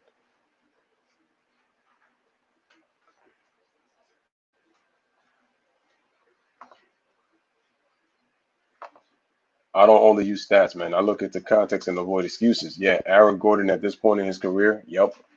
And factual, Gordon was good in the playoffs, but he's cooled off this year. Yeah, I'm just a little bit surprised some of these Magic players kind of took a dip this year. I like Steve Clifford as a coach. Uh, I think they could use a real good offensive coordinator for them to run better sets, and they obviously need a little bit more talent. They just lack some firepower. But I like where the Magic is at, though. I think they have a very nice future, though. Hopefully, Jonathan Isaac comes back and can be the defensive beast that the Magic need. Um, but the Magic are they're a pretty good defensive team. I think he'll make them an even more elite defensive team. Like I said, they get themselves Derrick Rose off the bench. That improves their scoring. I think they could just get a coach that can really offensive coach offensively that can run some really good sets for them because they already got the defense. It's just, and their defense can keep them in games. It's just they lack scoring. That's the thing. They lack scoring. And they need a franchise player that's going to, you know, be the superstar. I wonder who's that going to be for the Magic. Can Markel Fultz develop into that go-to player? We're gonna have to see. So they got quite a few question marks, man. But I mean, we're gonna wait and see.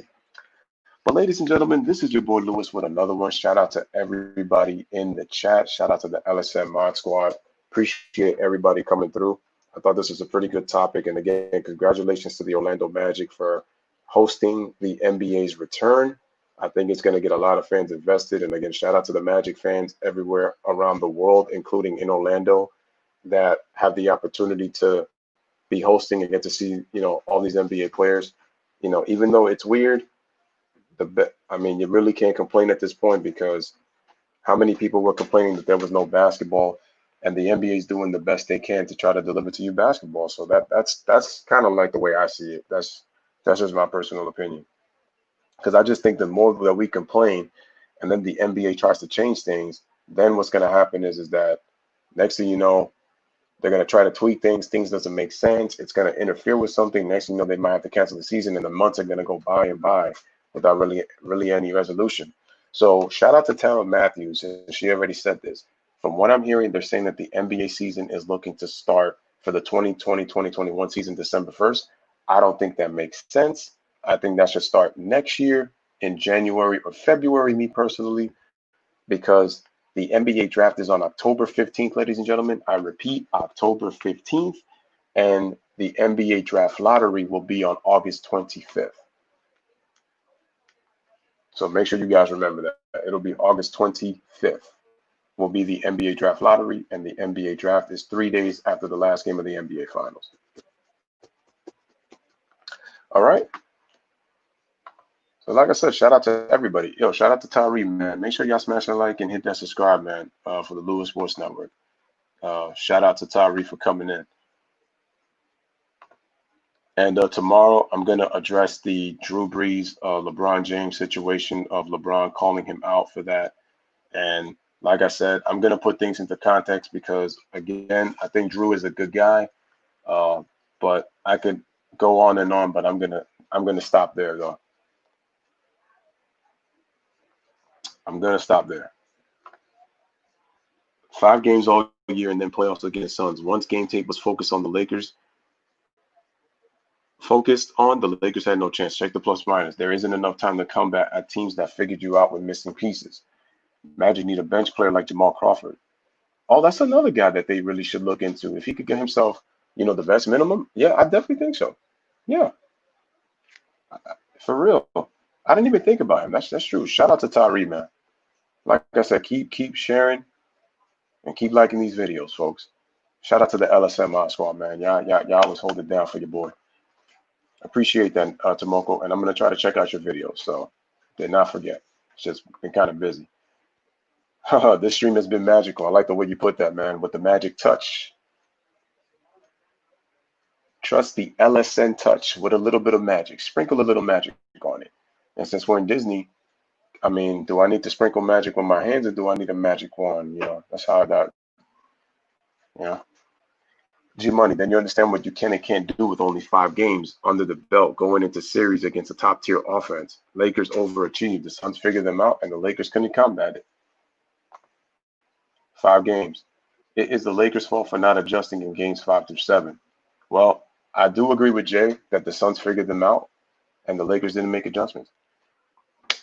All right, ladies and gentlemen. So make sure you guys continue to subscribe to the channel. Appreciate everybody for taking the time to be part of this video. Like I said, I will be doing live stream talk. Just got to figure out some stuff to figure out. Actually, I'm gonna have a panel for the 16 playoff format.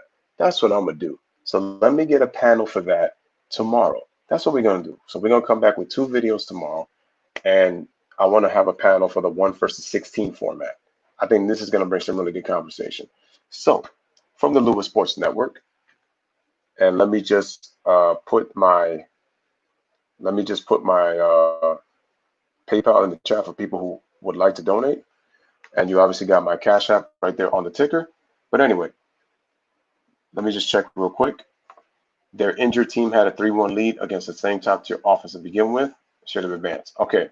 But anyway, from the Louis Sports Network, as always, everybody take care. Hope you guys have a wonderful night, and I will see you guys tomorrow on Friday. So bless up, live, laugh, love. Thank y'all for watching. Like, share, to new subscribers, subscribe, and make sure you guys, again, share the content on your social media platforms and on Reddit. This is Louis once again with another one. Deuces, everybody. Take care. I will see you guys tomorrow. Peace. So bless up, live, laugh, love.